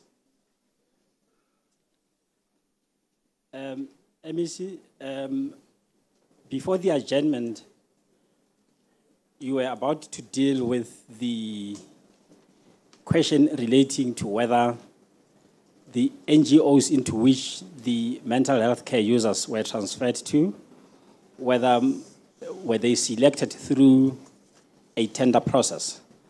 But before, in conjunction with that, as you'll be dealing with that question, I'd like to refer you to, if someone can assist you to locate file 3 of the documents which are before these proceedings.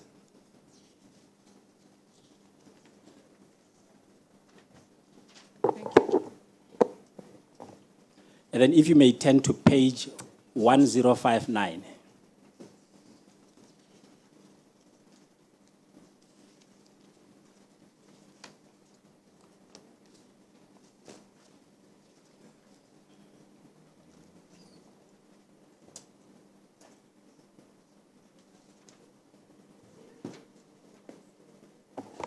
Yes, Counsel. You may then proceed to deal with the question relating to the NGOs. Thank you, Counsel. Justice, a question has been put to this inquiry as to whether or not the NGOs that were selected by the Department of Health, whether that process was done through a tender process. And what I would want to explain, Justice, is that the money for psychiatric services has always been classified as a transfer to not-for-profit institutions. So what that meant at that particular time was that if the Department of Health wanted to transfer money to any particular not-for-profit institution, they would need to complete something that Treasury calls an entity maintenance form, and then submit that entity maintenance form to the Gauteng Provincial Treasury in order for Treasury to facilitate payment. Now, the work of completing that entity maintenance form would be by the relevant department. So the relevant department could select institutions, complete the entity maintenance form, and then give that entity maintenance form to Provincial Treasury for payment purposes. Now, Justice, that is how these NGOs were dealt with. So Provincial Treasury was given a list of NGOs that it needed to pay. What I did when I understood that you had wanted to understand whether the money followed the patients was that I took the list of NGOs that was put in the public domain by MEC Mahlangu, and that list is on page 1060 of the record of these proceedings. And we then, over the course of the weekend and yesterday, ran that list against the Treasury database. And yeah, 1060 would be in file 3, yes, of the records before the arbitration. Yes, you proceed. What we found out is that of these NGOs that are listed here, there were 3 that did not receive any payment. And the 3 that did not receive any payment are Mashimong, Umehluko, and Rabafenyi. All other NGOs that received payment, the list of what they were paid, the dates on which they were paid, and the total payments that were made to them is in ELA 161. And that is the document that I was apologizing to Council for submitting only this morning. And there you can see each of these NGOs with the exception of those 3. And the total amount of money that was transferred to all of these NGOs in the course of the 2016-17 financial year was 47,531,997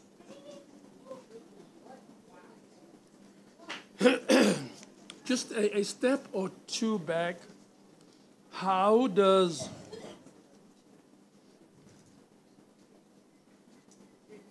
an institution, a not-for-profit institution, qualify to receive support from the department? Justice, I would not be au fait with the details, but my understanding is that all NGOs have to, first of all, be registered with the Department of Social Development, so they have to have what in the old days we used to call a welfare number. And my understanding is that there might also be other regulatory environments if an NGO were offering specialized services. Like mental health care? As I say, Justice, I don't know the details of that, but that is my understanding. And my understanding, and I'm afraid because of the difficulty we had in sourcing this information for the Commission, unfortunately, I didn't come here today with an entity maintenance form, because that is no longer the way in which we deal with non-governmental organizations. It has now changed. And we didn't have time to go back into the records, but with your permission, we will submit an entity maintenance form so that the Commission can understand what information did Provincial Treasury require before they would pay a non-governmental organization. Was there any limits as to amount to a not-for-profit entity that Provincial Treasury is permitted to pay? Well, I think one of the things that all non-governmental organizations would have to have is a business plan and a service level agreement. So I don't think that there's necessarily a limit on how much money. Life Esidimeni itself was a not-for-profit institution, and the sum of money was considerable. But the point is that there was a service level agreement that spelled out exactly what services had to be provided in return for the finances that would be provided. A quick flip over takes me to Precious Angels home.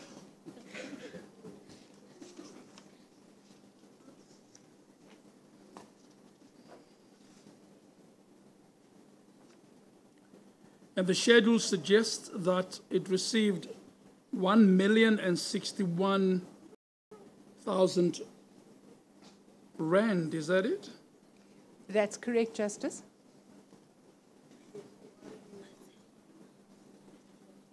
And one flips over to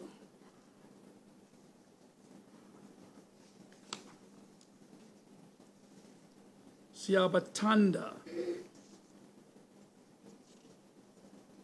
There are many Siabatanda entries there. Which one would be relevant to mental health care, do you know?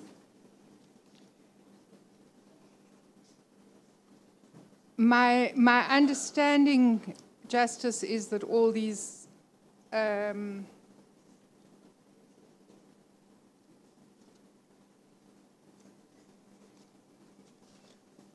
payments were for mental health care. Okay.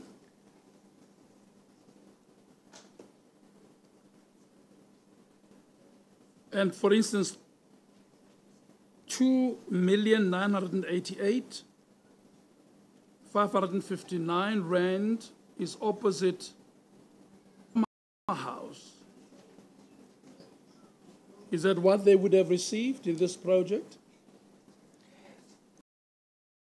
What would that number be? It looks remarkably small.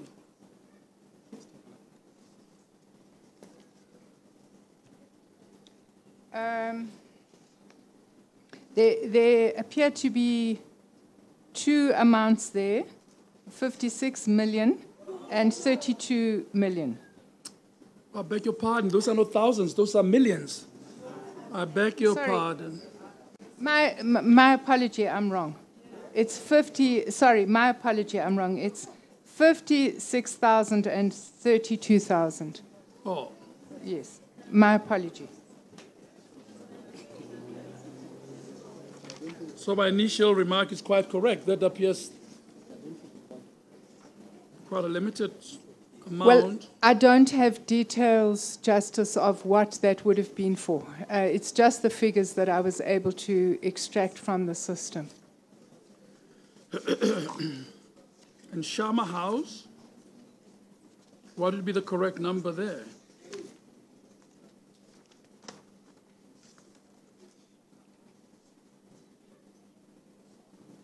So that is 2,988,559 rand.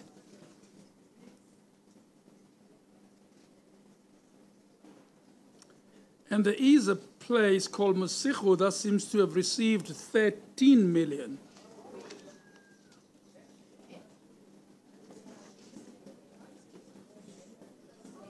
$13,508,000. That's correct, Justice. And again, that would have been for, as you've said already, mental health care.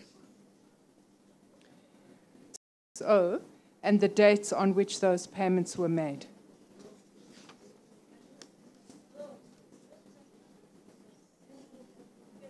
And Shama House would be 2,988,000 rand. As you said, Justice. Yes. Are there any numbers for Siabadinga? A place called Siabadinga. We could only find Siabatanda.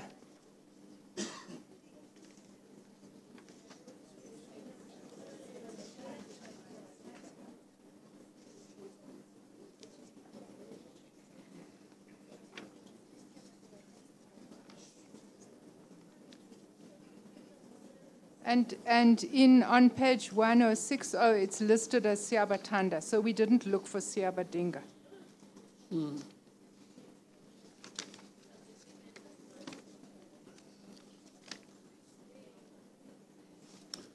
Council, just before Council continues, wouldn't it have been a provincial treasury requirement that a service level agreement would be entered into only with properly licensed, not-for-profit entities? Would they pay whether the entities were properly licensed under the Mental Health Care Act or not? My understanding is no, but I would request, Justice, that we find, we go through our records and we find the entity maintenance form and submit it as evidence so that you can understand all of the regulatory requirements. No, that's fine. We have been there. I think, Council, you may continue. Yeah. Thank you, Justice.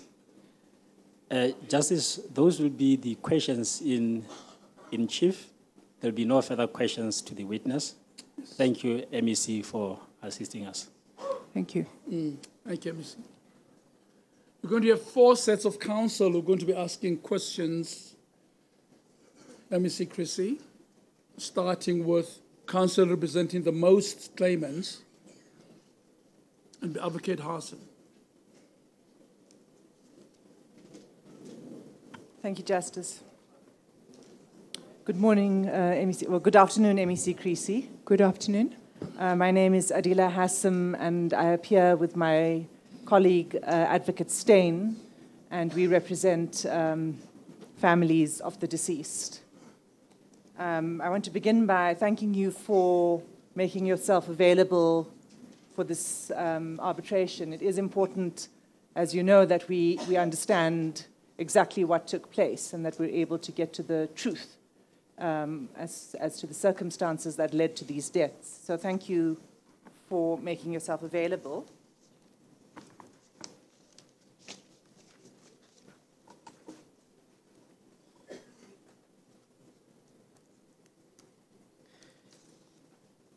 I'd like to begin by, you've provided a number of documents to us yesterday, and you've gone through them today.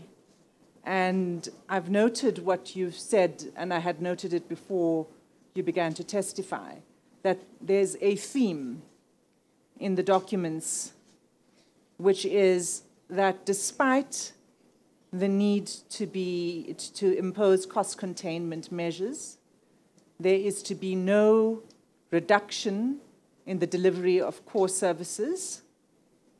And certainly by core services, we would include fundamental rights relating to health services and the right to health. That in the course of managing the budget, one was to maintain spending on quality services, and that this is and was never about austerity measures, which is a whole different kettle of fish. I understand that. Am I understanding that correctly? That's what I pick up as a theme. Yes, Counsel. So there was never, let alone an instruction to cut costs.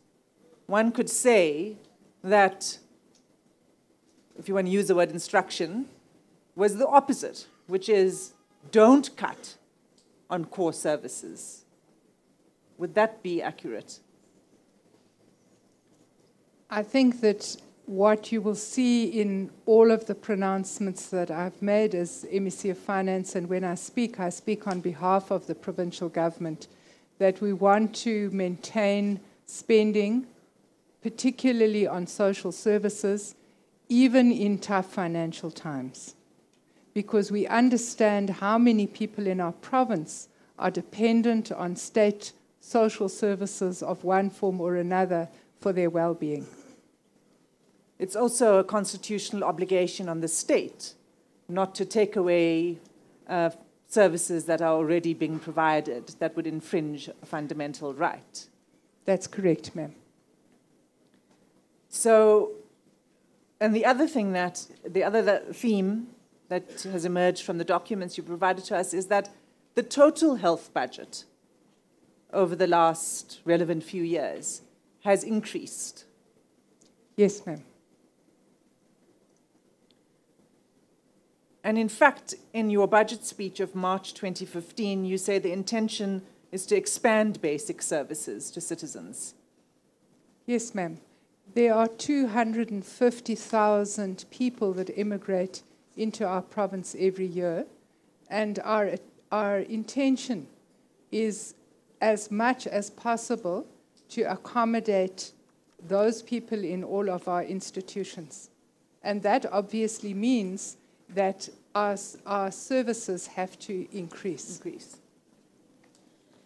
So you referred us to the presentation by the Department of Health, in which, to the Premier's Budget Council, in which the department describes their plans for cost containment and other things, for revenue enhancement and the priority areas if additional resources are available.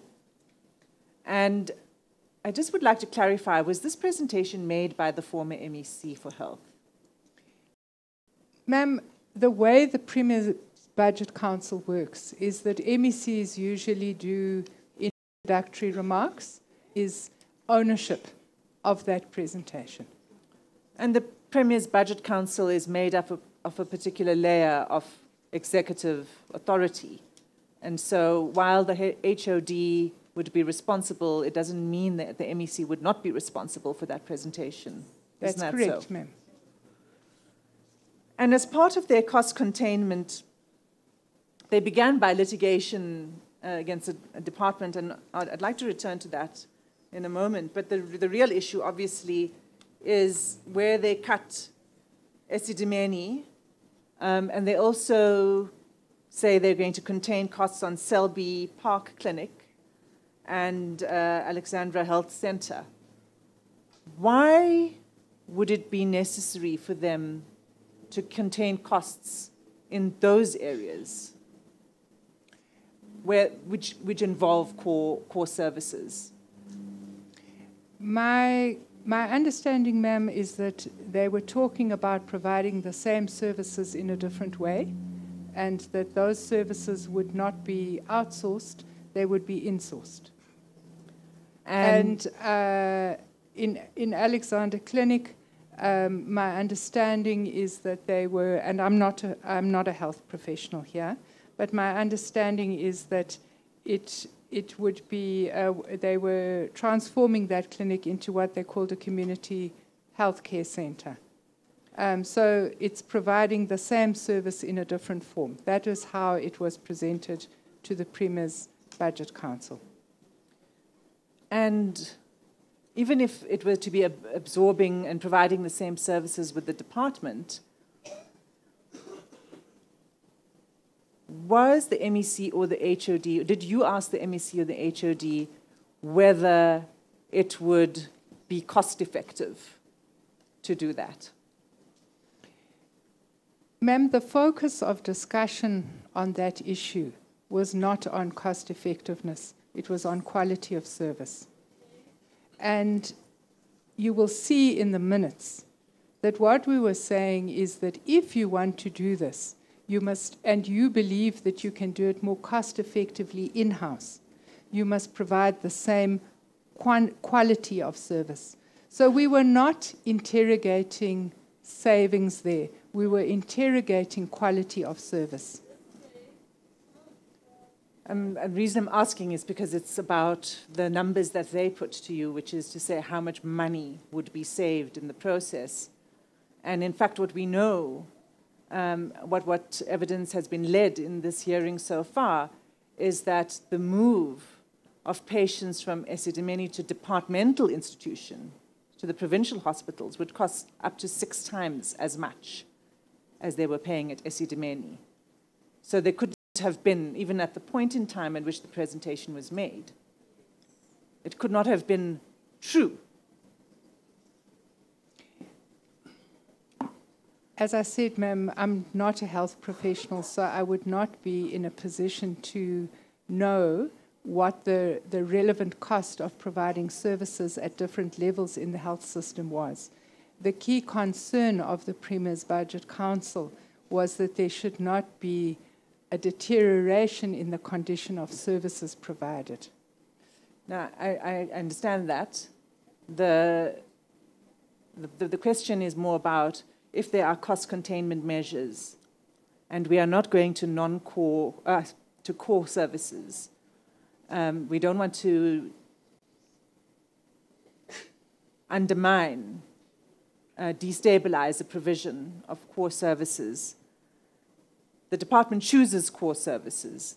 Their reasoning is we're doing it because we can not compromise the quality and we can save money. That was your understanding. Our understanding was that the department told us that they can provide the same service in a state institution. And we said, yes, you can provide that service in a state institution as long as you do not compromise the quality of the service. So in the presentation, there's a reference to the risk that the departmental institutions would not have the capacity to absorb the patients. Was there discussion about the risk and whether there would be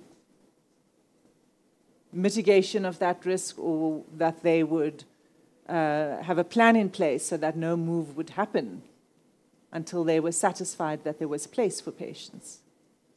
Our understanding in the presentation, at the time of the presentation, was that they were saying they may not be able to save that money because there may not be places available in government institutions, and therefore they would continue with the status quo. That was our understanding at the time.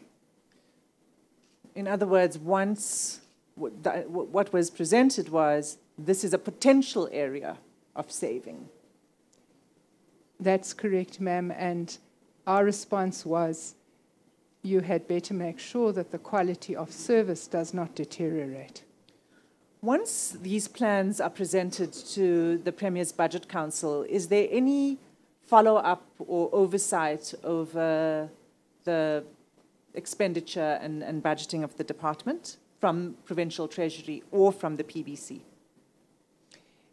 Every month, every quarter in the Executive Council, there is a report on quarterly spending by departments. It's a high-level presentation, and it would indicate spending trends, over or underspending on different programs.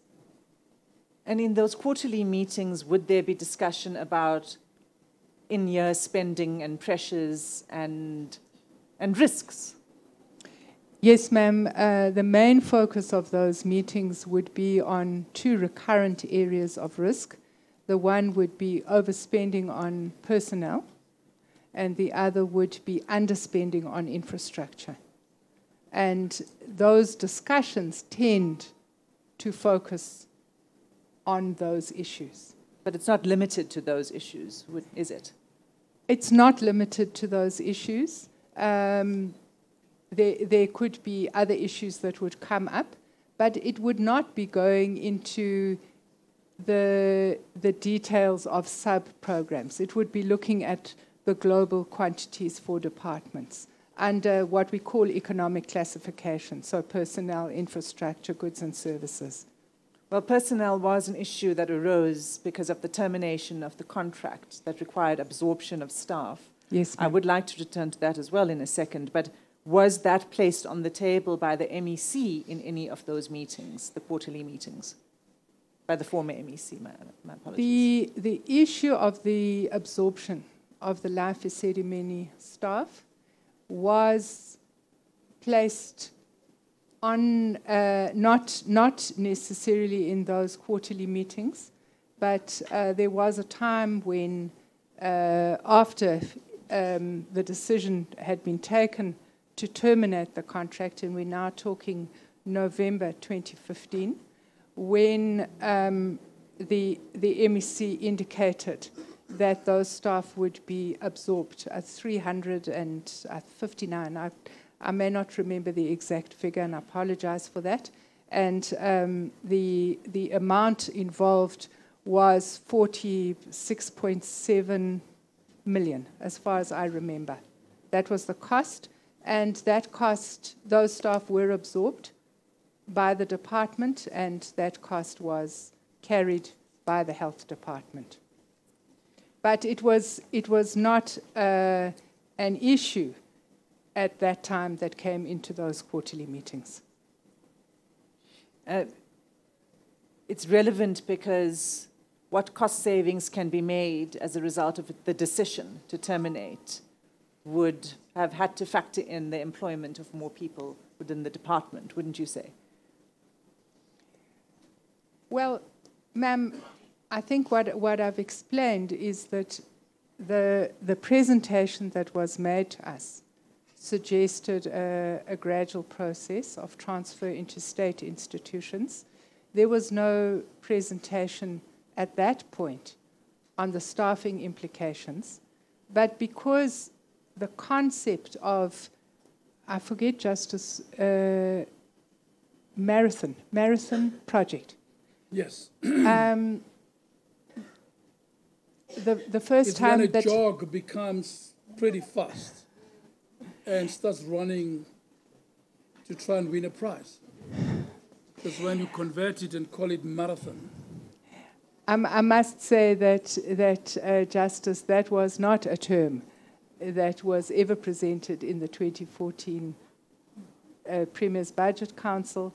And in fact, Justice, I did do some cross-checking, and this is, I'm sure, a matter of record of the inquiry, but it pertains to these parliamentary questions and what was released into the public domain. And in the course of 2015, until very late in 2015, the impression in the public domain was still being created that these patients were being transferred to state institutions.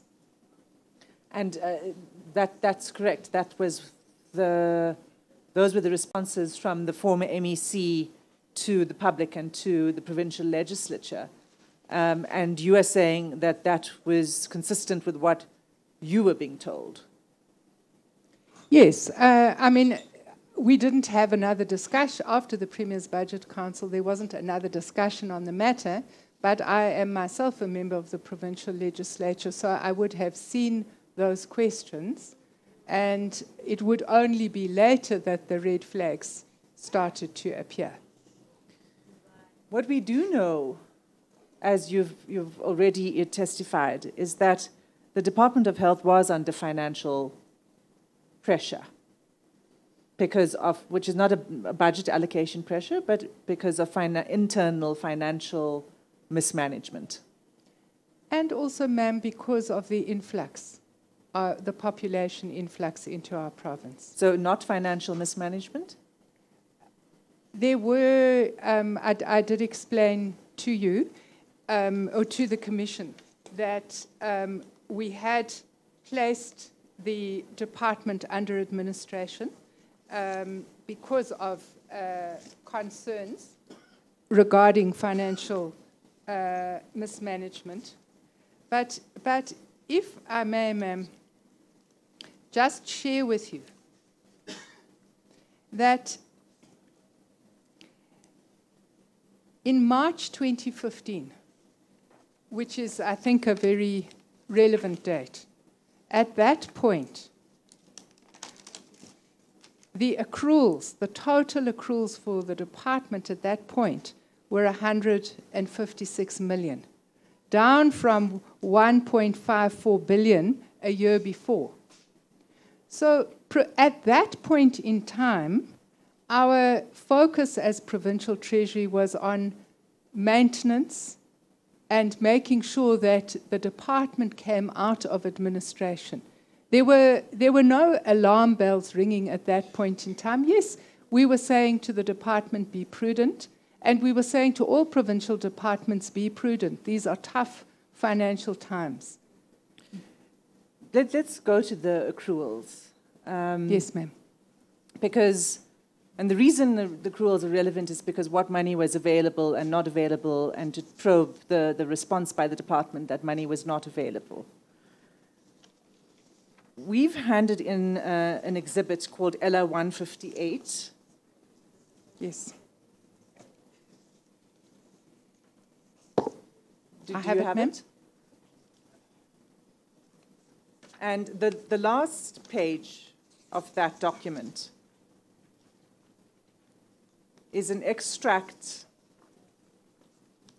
from the annual report for the Department of Health for 2016-2017. And it's page 276 of the report. Yes, ma'am. And it's the extract of the annual report, the financial statements that are relevant to the accruals. And what we see is that the department ended the 2015-16 year with R1 billion of accruals. Well, 2, actually. I can't. Oh. The 2015-16 year? This 1924. That's it, yes. Okay. And for payables not recognized, it was 2.848. That was 2015-2016.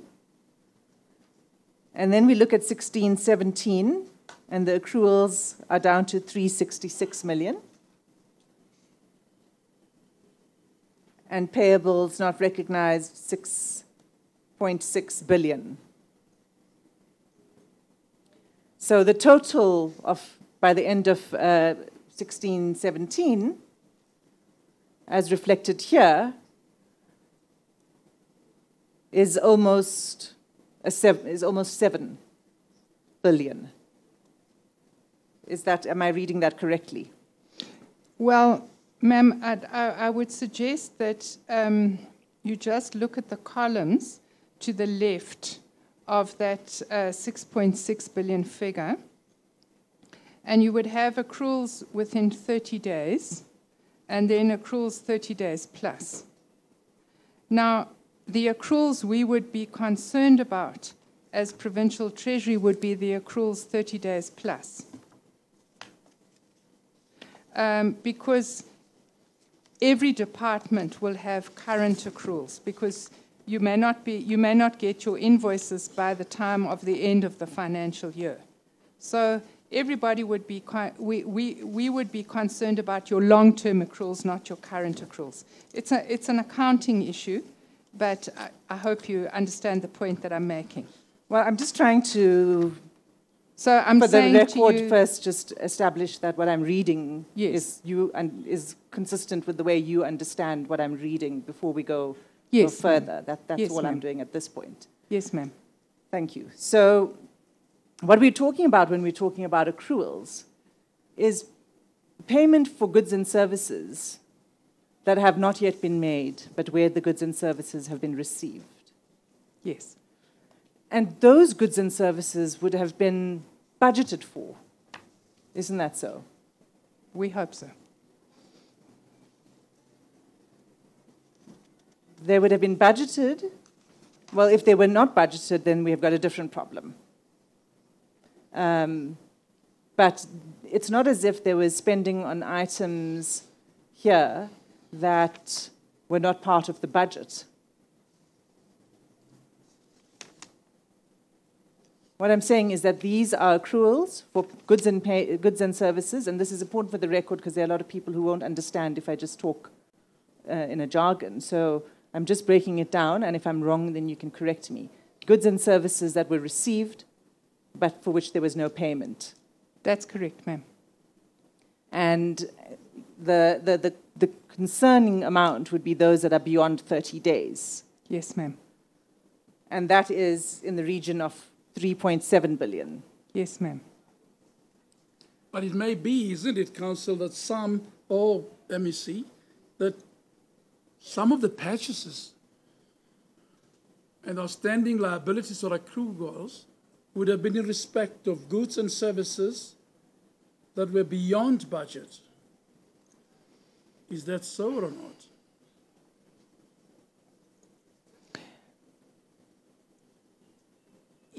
Well, Or I would think. accruals always be on budgeted amounts? Well, I think that if you land up at the end of a financial year with 4 billion rands worth of accruals that are outside of the 30 days, then that is a signal that you've then got to start to ask questions about what is going on there.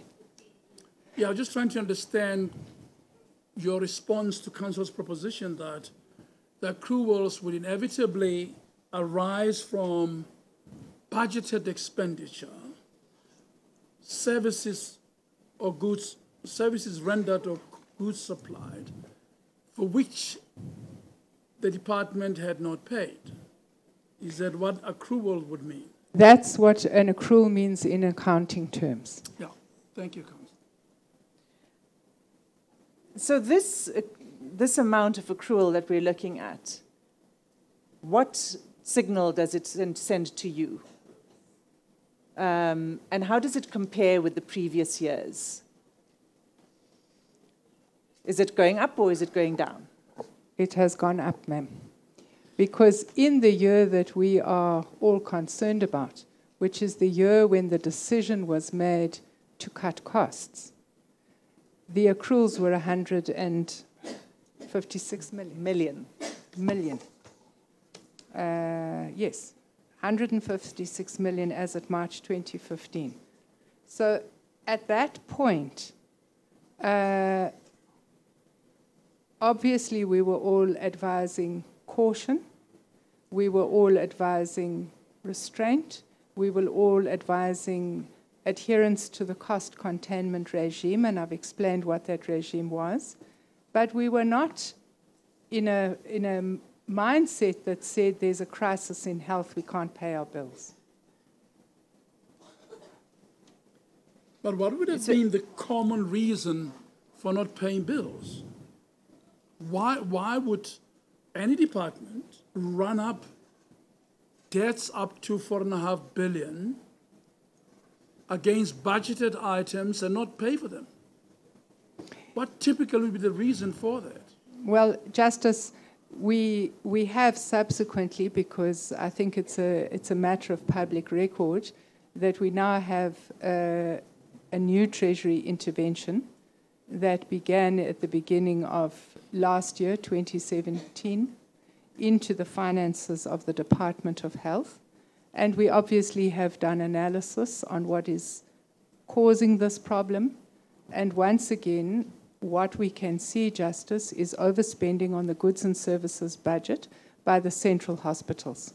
So the problem that occurred prior to 2014 is reoccurring, has reoccurred. Overspending would mean what? Would mean these hospitals would be procuring goods and services beyond the limits of their budget. That is correct, Justice.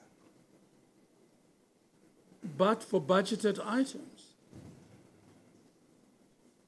Well, I suppose the issue would be what of those items have been budgeted for. And who would grant these contracts for goods and services? At what point in the system would somebody approve expenditure by hospitals? I indicated to you in my earlier evidence, Justice, that we had put in place what we call transversal contracts that would include for medical consumables. And so they would be purchasing against those contracts. And again, it's the same problem that we had before, that there is not tight enough financial management in the central hospitals, and there isn't adequate communication between what is going on in the chief financial officer in the provincial health department and these central hospitals. Council, you might find more joy out of that.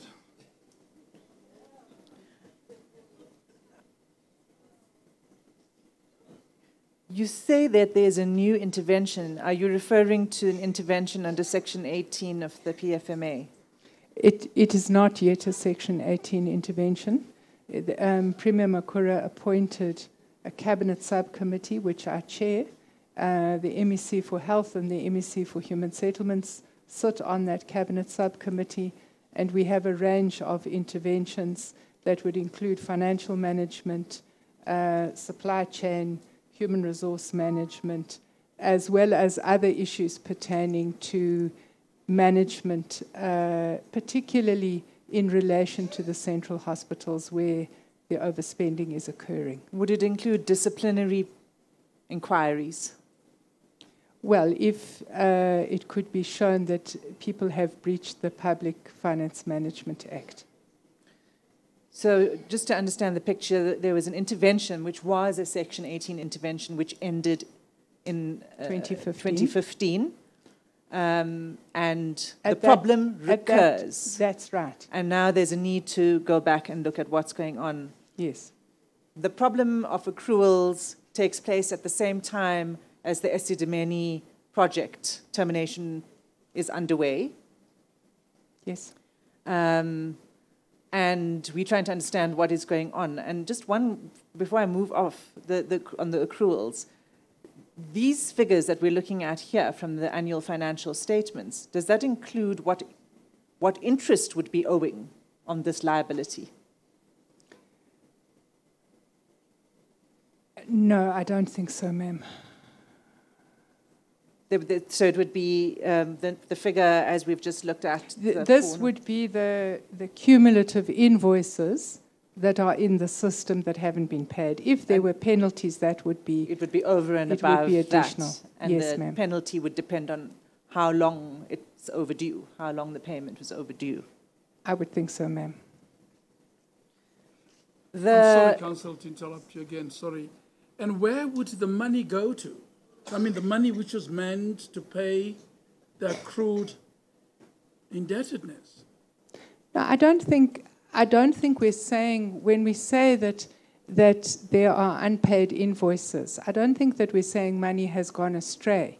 I think what we're saying is that if your budget says you can have 5 bottles of water and you buy 10, then for the extra 5, you're going to have accruals. It doesn't mean that you misappropriated the money for the first 5. I don't know if that helps, Justice. Yeah. It means you would have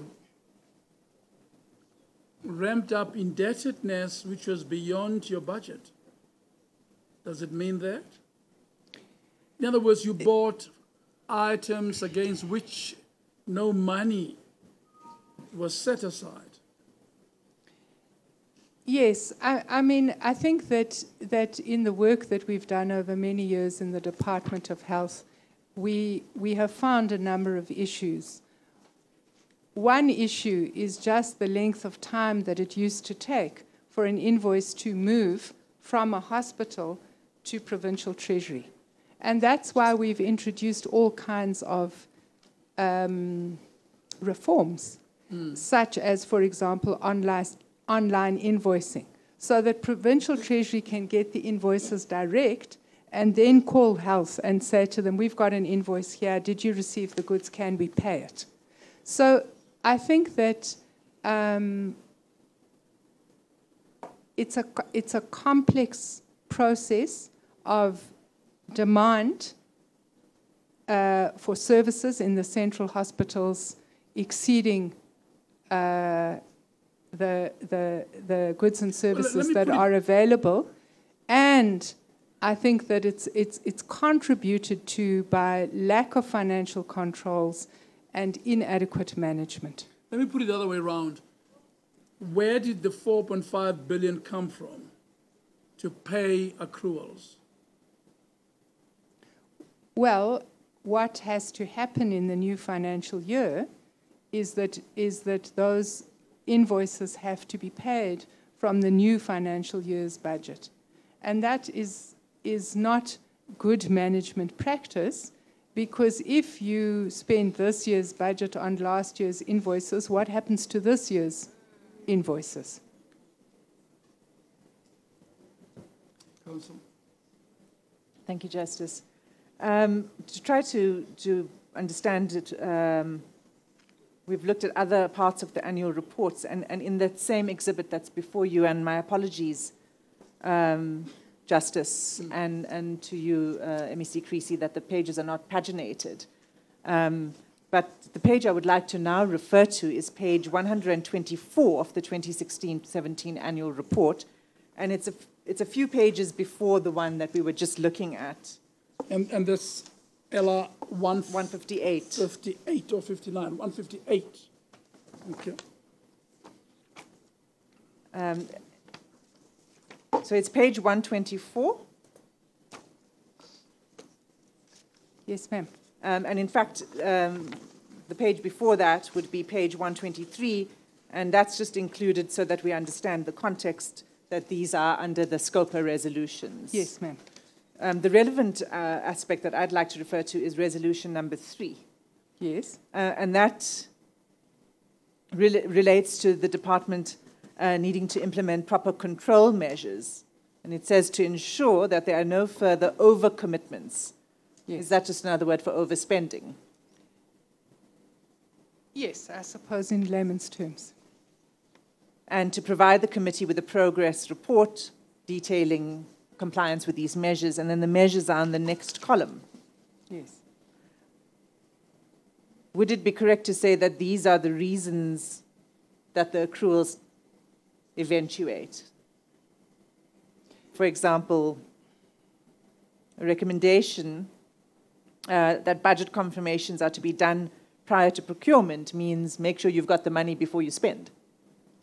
This is, so the recommendation would be what SCOPA said, and these would be the responses of the Department of Health to SCOPA's instruction. So, yes, the department would be saying that it's important to check that you have the money before you spend. Yes. So the department itself recognizes that this is what the problem is. Yes. We need to check that there's money available before we spend it, for one. They give other responses, which is to use early warning systems. The next is that filling of posts must be in accordance with an approved post plan. There must be a plan to develop and manage infrastructure issues that cause overcommitment. That the department has to intensify implementation of efficiency measures and so on, including consequent management for failure to comply with proper controls. All of this is, of course, very troubling because it tells us a picture, gives us a picture of what was happening with money in the department. And one of the identified concerns, identified by the department itself, was that posts should be filled in accordance with an approved plan. And we know, as you referred earlier, that there were a certain number of staff from Esidimeni that had to be absorbed. We also know from one of the documents you've provided, which was in your LR 155, the minutes of the meeting, or the memo from the meeting of the Executive Council, where there was a concern about the provincial wage bill. And in that context, of there already being a concern overall with the provincial wage bill, and specifically with unfunded personnel costs, would the absorption of the staff from Life Esidimeni have been planned and in accordance with an existing post-establishment? I don't know, Council. All I know is that in November 2015, a decision was taken that those staff have to be absorbed and their salaries must be funded. And you say that the number of staff that were absorbed was around 350, 360? Something like that, yes. And you don't know whether that was planned or whether these were just additional posts, additional to the post establishment? Well, I think I know that subsequently they were additional to the establishment. And one of the concerns raised in the Executive Council meeting was a caution to avoid that additional. No, we didn't raise that issue in the Budget Committee. What we said in the Budget Committee is we must make sure that the level of service doesn't deteriorate. No, I'm referring to LR 155. Oh, yes. I think that we can go there if it would help. No, I'm with you now, Council. Yes, I think that what we were sensitizing departments to was that it's very important to maintain a balance between the budget for wages and the budget for everything else. Because otherwise, what happens is that wages will overtake all other forms of spending. So you won't be able to provide medicines. There is the famous anecdote that there was a time in the Eastern Cape when the budget for personnel in the education department was so great that they had to ask teachers to remain at home, because if they bought a piece of chalk, the department would overspend.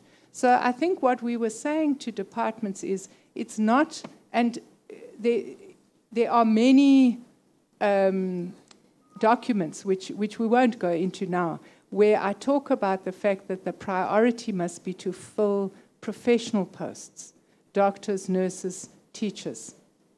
And I think that's the substance of that cabinet memo, that we don't want to be saying, don't employ teachers, don't employ doctors, don't employ nurses. But what we would want to be cautioning against is absorbing staff or appointing staff. I think in the case of Life Esidimeni, we didn't have a choice. We had to absorb those staff. But I think that that in general we were cautioning departments about taking unbudgeted, unplanned for decisions. Yes, and that really is what my question is about.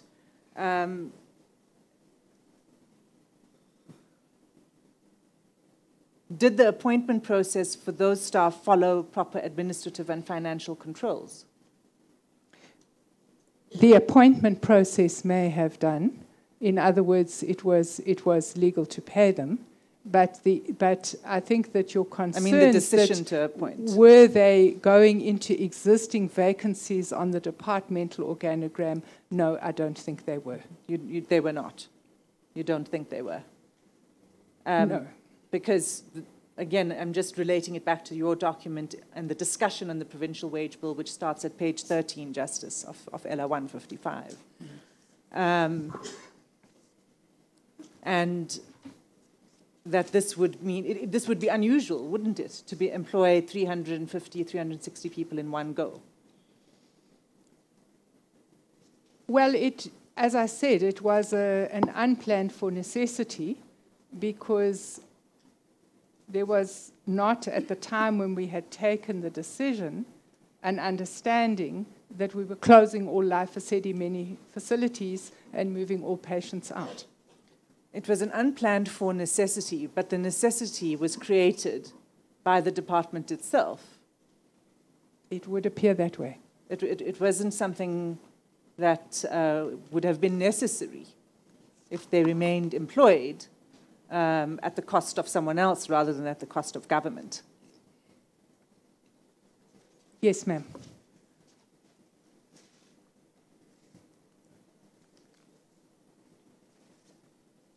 In the same context, in the same vein, we're talking about spending at the department and what money was available and what not, and their constant refrain that money wasn't available.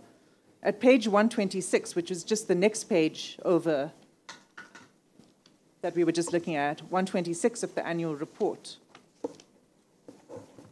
in item 8, which is also a response by the department to SCOPA. Sorry, ma'am. My next page is 165. Yes. Just before 165? I don't have a page in between, ma'am. Mine too jumps from 124 to 165. My apologies, Justice. Do you have it? Thanks. Thank you. This is the item that discusses irregular expenditure.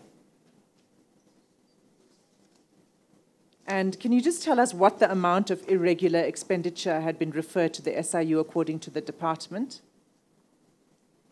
According to this document, ma'am, it's 1,602 rand 540,878 rand. So that's about 1.6 billion. Yes, ma'am. And can you explain to us the definition of irregular expenditure? Irregular expenditure means that goods and services have been procured without following the regulations laid down for supply chain in the Public Finance Management Act. So it can mean that a procurement is procedurally incorrect.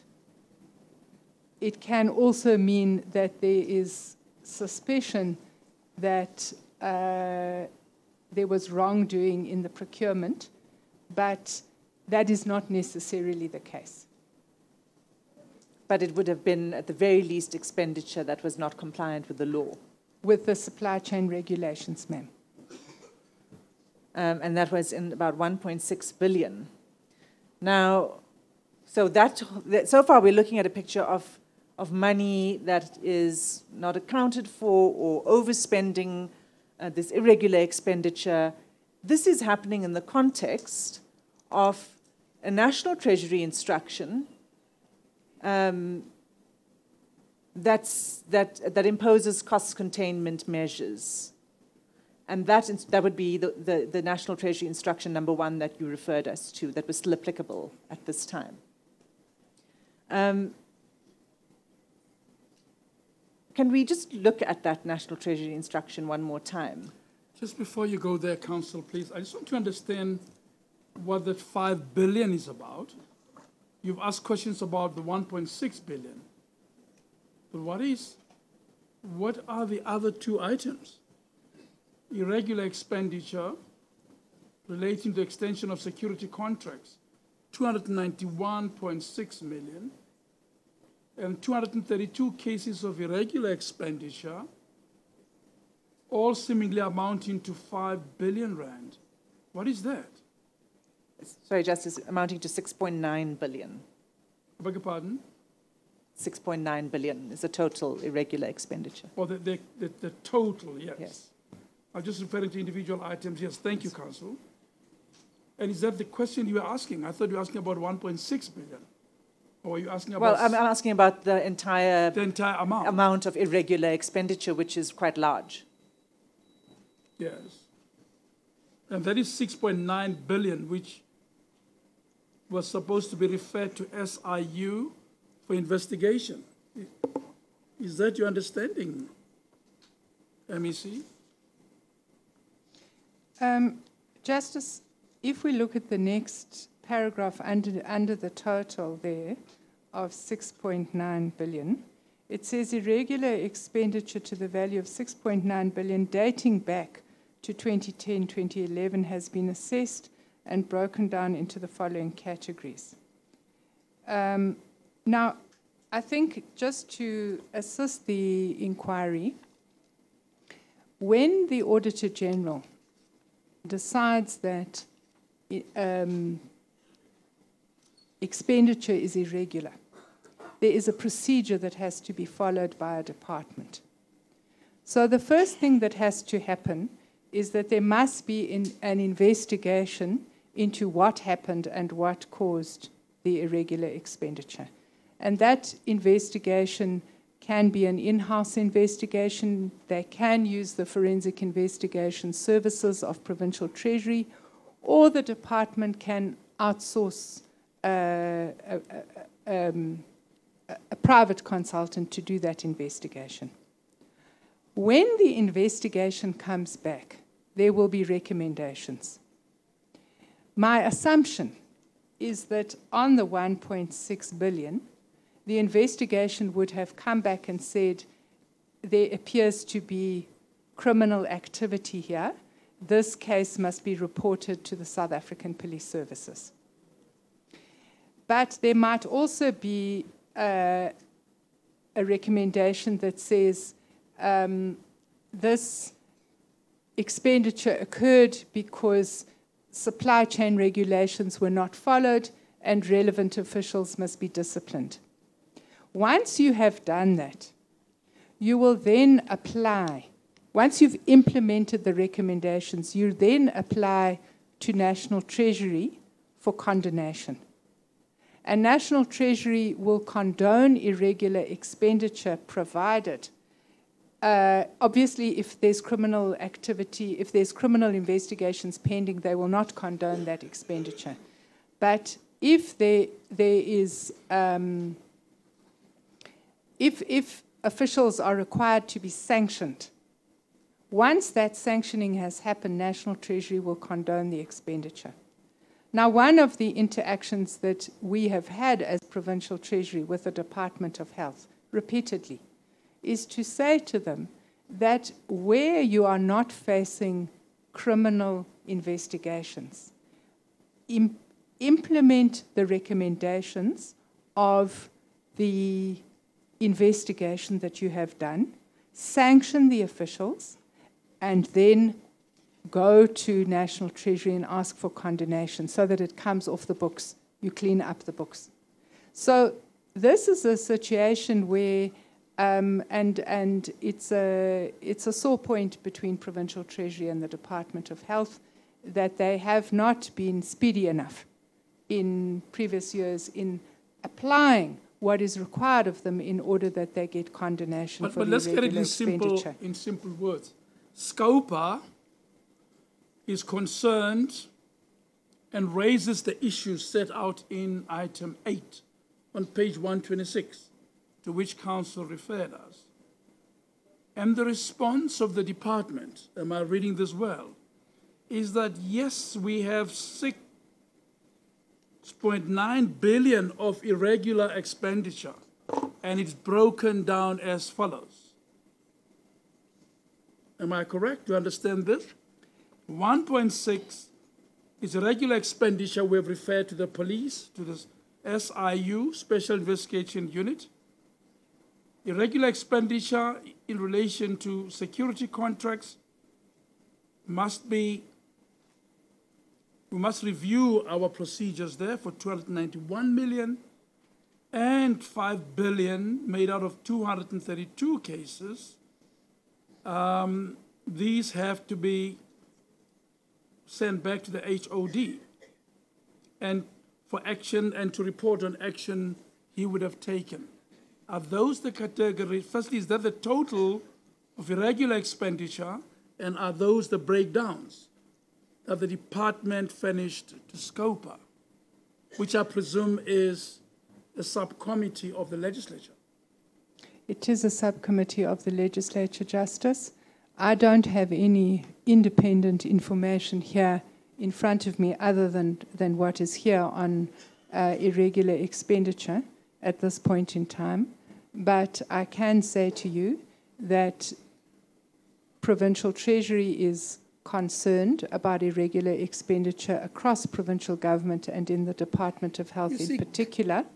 And what we are concerned about is that there is a procedure that must be followed. And this, well, we don't have page 127 of this, so maybe there's more detail. But from what is in front of us, I would want to know for each one of those 232 cases, was it investigated? What were the recommendations? Did you implement the recommendations? Did you apply to National Treasury for condonement? You see, Council, no doubt, study the document he referred us to that page, will come with more questions. But immediately what pops up in my mind, MEC, is we're struggling with 250, 260 million contract of life Esidimeni. And just about the same period, 1.6 billion of irregular expenditure is reported on, which has to be referred to the police.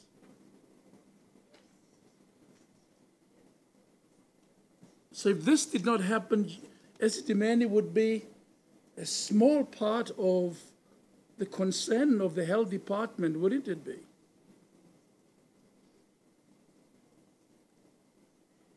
Absent irregular expenditure of that number. I think that both issues are cause for concern, but I don't think that they are linked.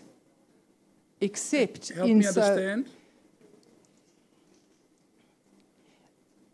Irregular expenditure does not necessarily mean that the money has gone astray. The money may well have been used for what it was intended to be used for.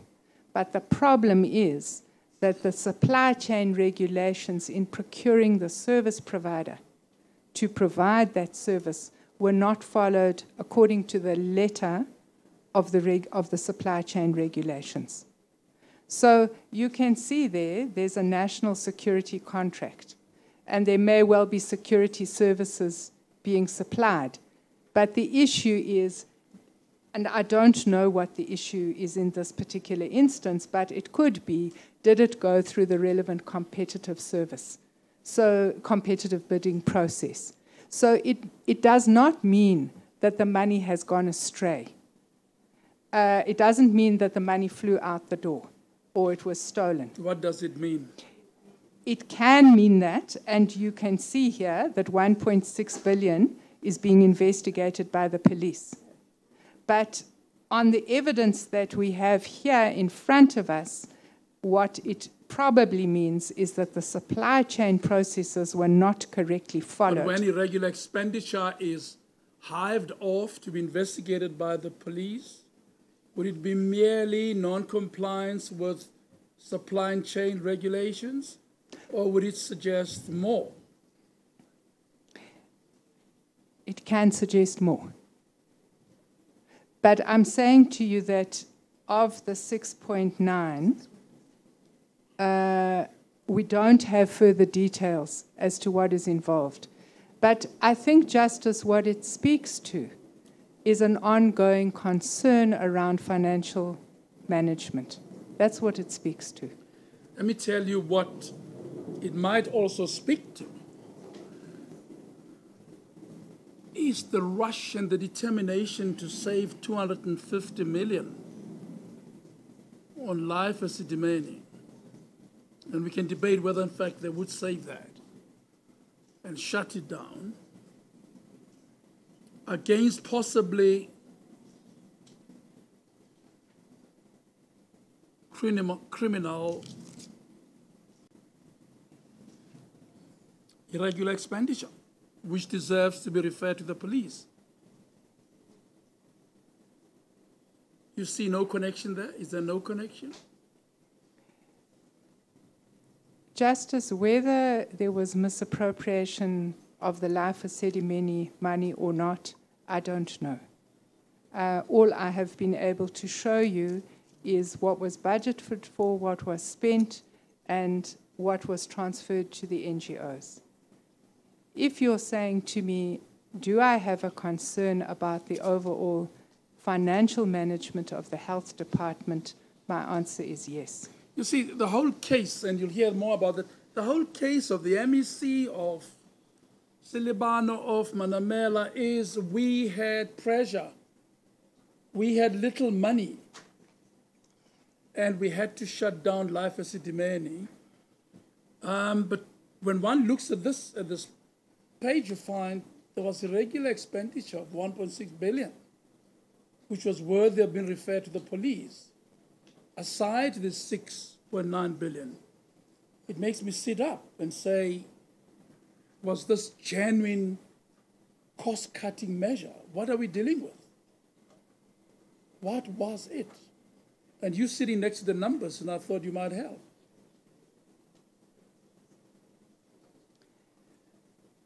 Justice, this irregular expenditure, as you can see, goes back to 2010, 2011, which predates the events that we are concerned about.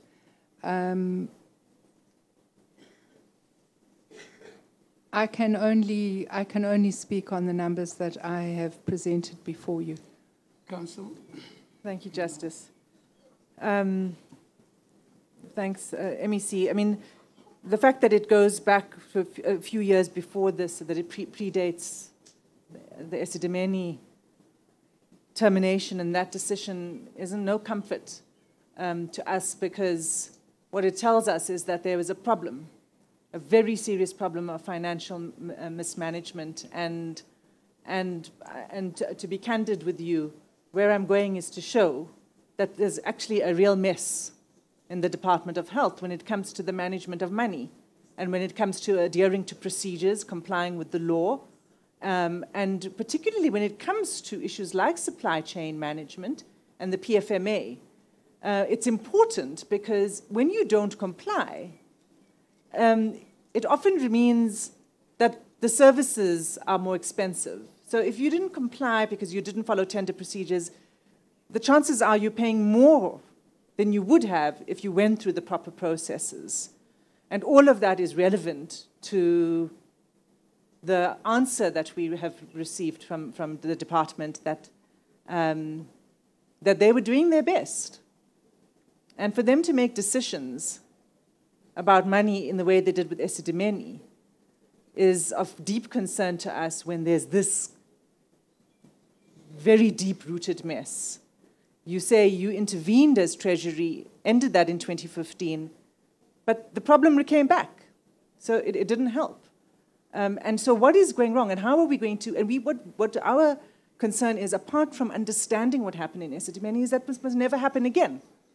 And for it not to happen again, it means that this has to be cleaned up and that people who are responsible must be gotten rid of, within the law, obviously. But that's the reason why I'm referring to this. The irregular expenditure is here from the annual financial statements. And as we can see, at least 1.6 was deemed worthy, billion was deemed worthy for SIU investigation. So that, I just want to be candid with where I'm going and why I'm asking these questions. Justice, I should have also said at the outset that the full annual financial statements and annual report, we do have it available, and the reason we didn't put the whole document in is because it's almost 300 pages, and we didn't want to burden this hearing with more pages. But but it is available, and we can make it.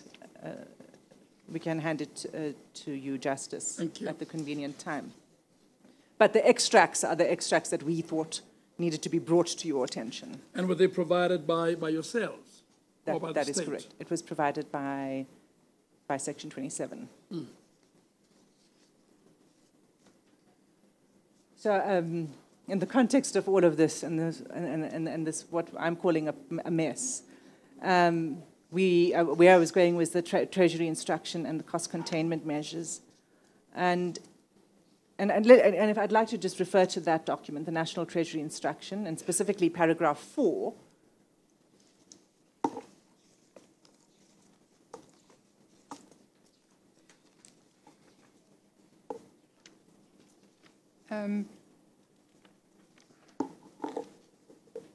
On page 2 of 8, ma'am?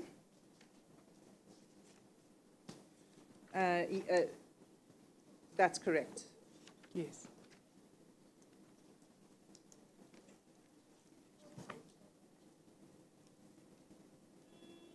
Sorry, my page 2 of 8 is not here. If you could just bear with me for one moment, Justice.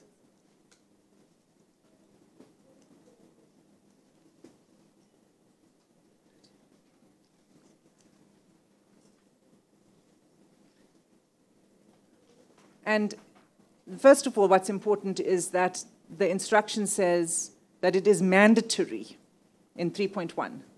Yes, ma'am. It's mandatory for accounting officers of departments to implement the cost containment measures referred to in paragraph 4.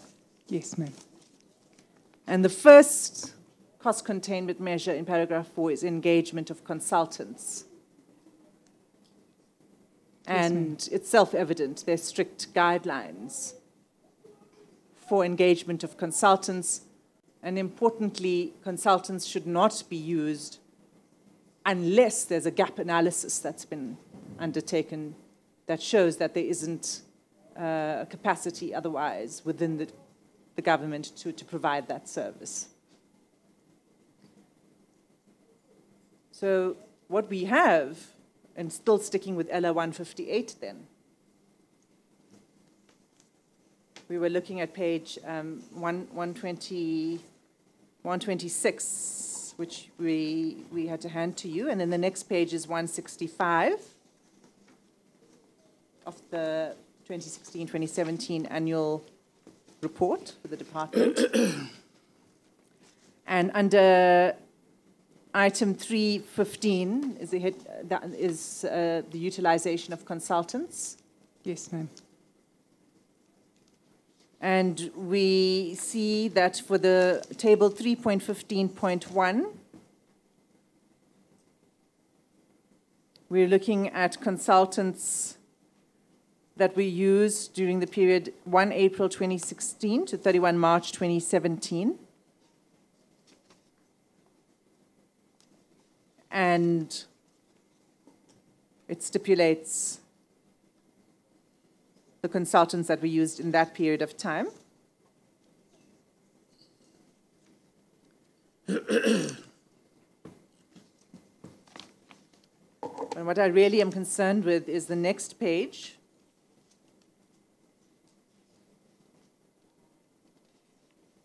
And because we're looking here at the period September to December 2015 in that first table. And what we see from that table is the employment of a consultant, BMGI consultants, for a period of 12 weeks for 13 million rand.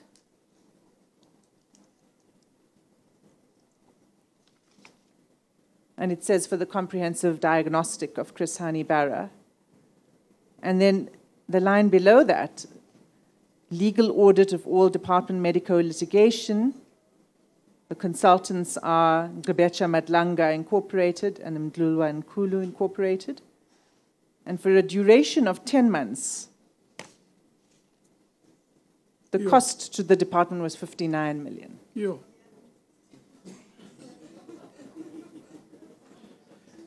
That's 59 million for 10 months, 59.1, about, let's say 60 million to make it easier, which is 6 million rand a month to the attorneys, or 300,000 rand per day. Are those attorneys? Yes, of course. Yes, they Gqeberha Madlanga Inc. Yes.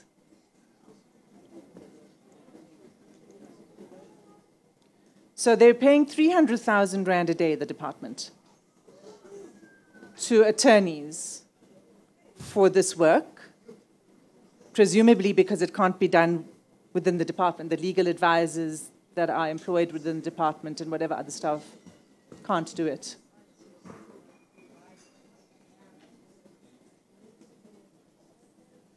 We also see in the table below, unfortunately, the table numbering is not very helpful because it's again referred to as table 3.15.1, but what I'm looking at is for the period January to March 2015. And you have, and this is specifically in relation to the accruals, that a consultant, SAICA, was contracted to address revenue accruals and accurate reporting.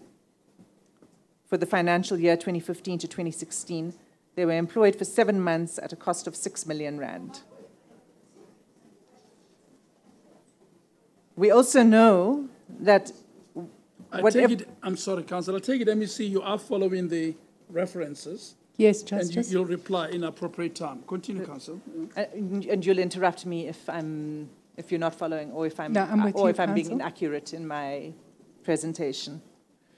So 2015-16, SACA comes in, we're coming to help clean up the accruals and so on. 7 months, 6 million rand, but we also know that the problem wasn't fixed because the accruals went up. So it wasn't, whatever they came to do, it wasn't effective. And then we see in the table below, again, SACA is employed, but now their contract is extended for 2 years at a cost of 59 million. What is the full name for SAICA? South African Institute of Chartered Accountants.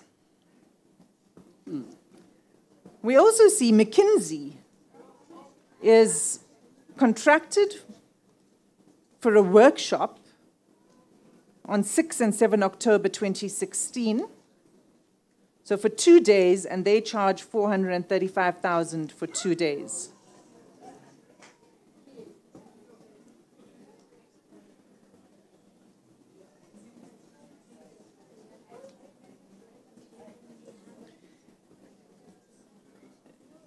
The department was, in the context of cost containment, in the context of the National Treasury instruction,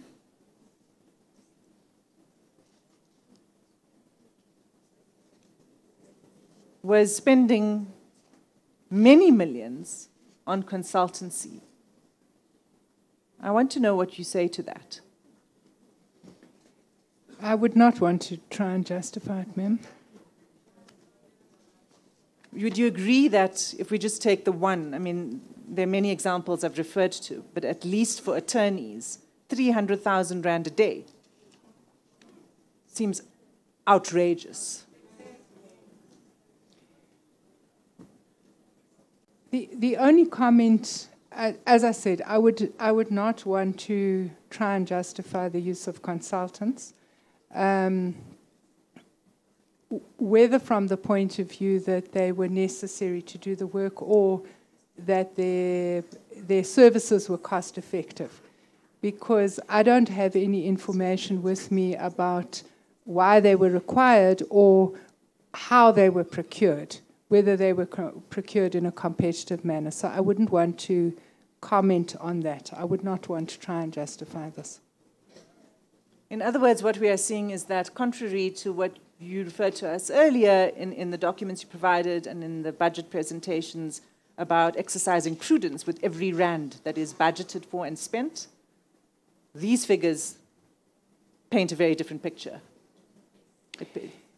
I think the only issue that we would need to look at is whether there were any comments, and I don't know because I haven't checked, whether in the audit findings or whether in National Treasury oversight there were any irregularities that were picked up. We would need to check that. We would also need to check whether year to year there was the necessary decrease in the use of consultants. But on the face of it, ma'am, I would not think that these were core services as we would have discussed earlier. The 60 million Rand that was paid, for example, just to the one contractor, 60 million was paid to the private attorneys in 10 months, is more than the saving that the department hoped to make through the termination of the Esidimeni contract. Do you agree? Yes, ma'am. Now, the department gave us 3 reasons for the termination of the contract. Justice, I've just noticed the time. Yes, I have noticed. Who are BMGI consultants? Would you know? Who did work at Chris Baragwanath Hospital? A diagnostics for 13 million in 12 months. 12 weeks. 12 weeks. I beg your pardon. So over R1 million a week. I don't know who they are, Justice, and I mean that the procurement of all of these services would have been the responsibility of the accounting officer. Mm. But you, counsel put to you, and you must agree, this is head-on in conflict with the circular from Minister Pravin Gordhan that you read to us earlier. Consultants were high up on his list. Don't do it. Indeed, Justice. Don't pay money to consultants. Indeed. And after the circular, this happens. And Life Esidimeni gets shut down. Yes, Justice. Thank you, Counsel. It is indeed time to adjourn. We will resume at 2:30. And let me see, you are required to be here at 2:30 when we resume. We adjourn.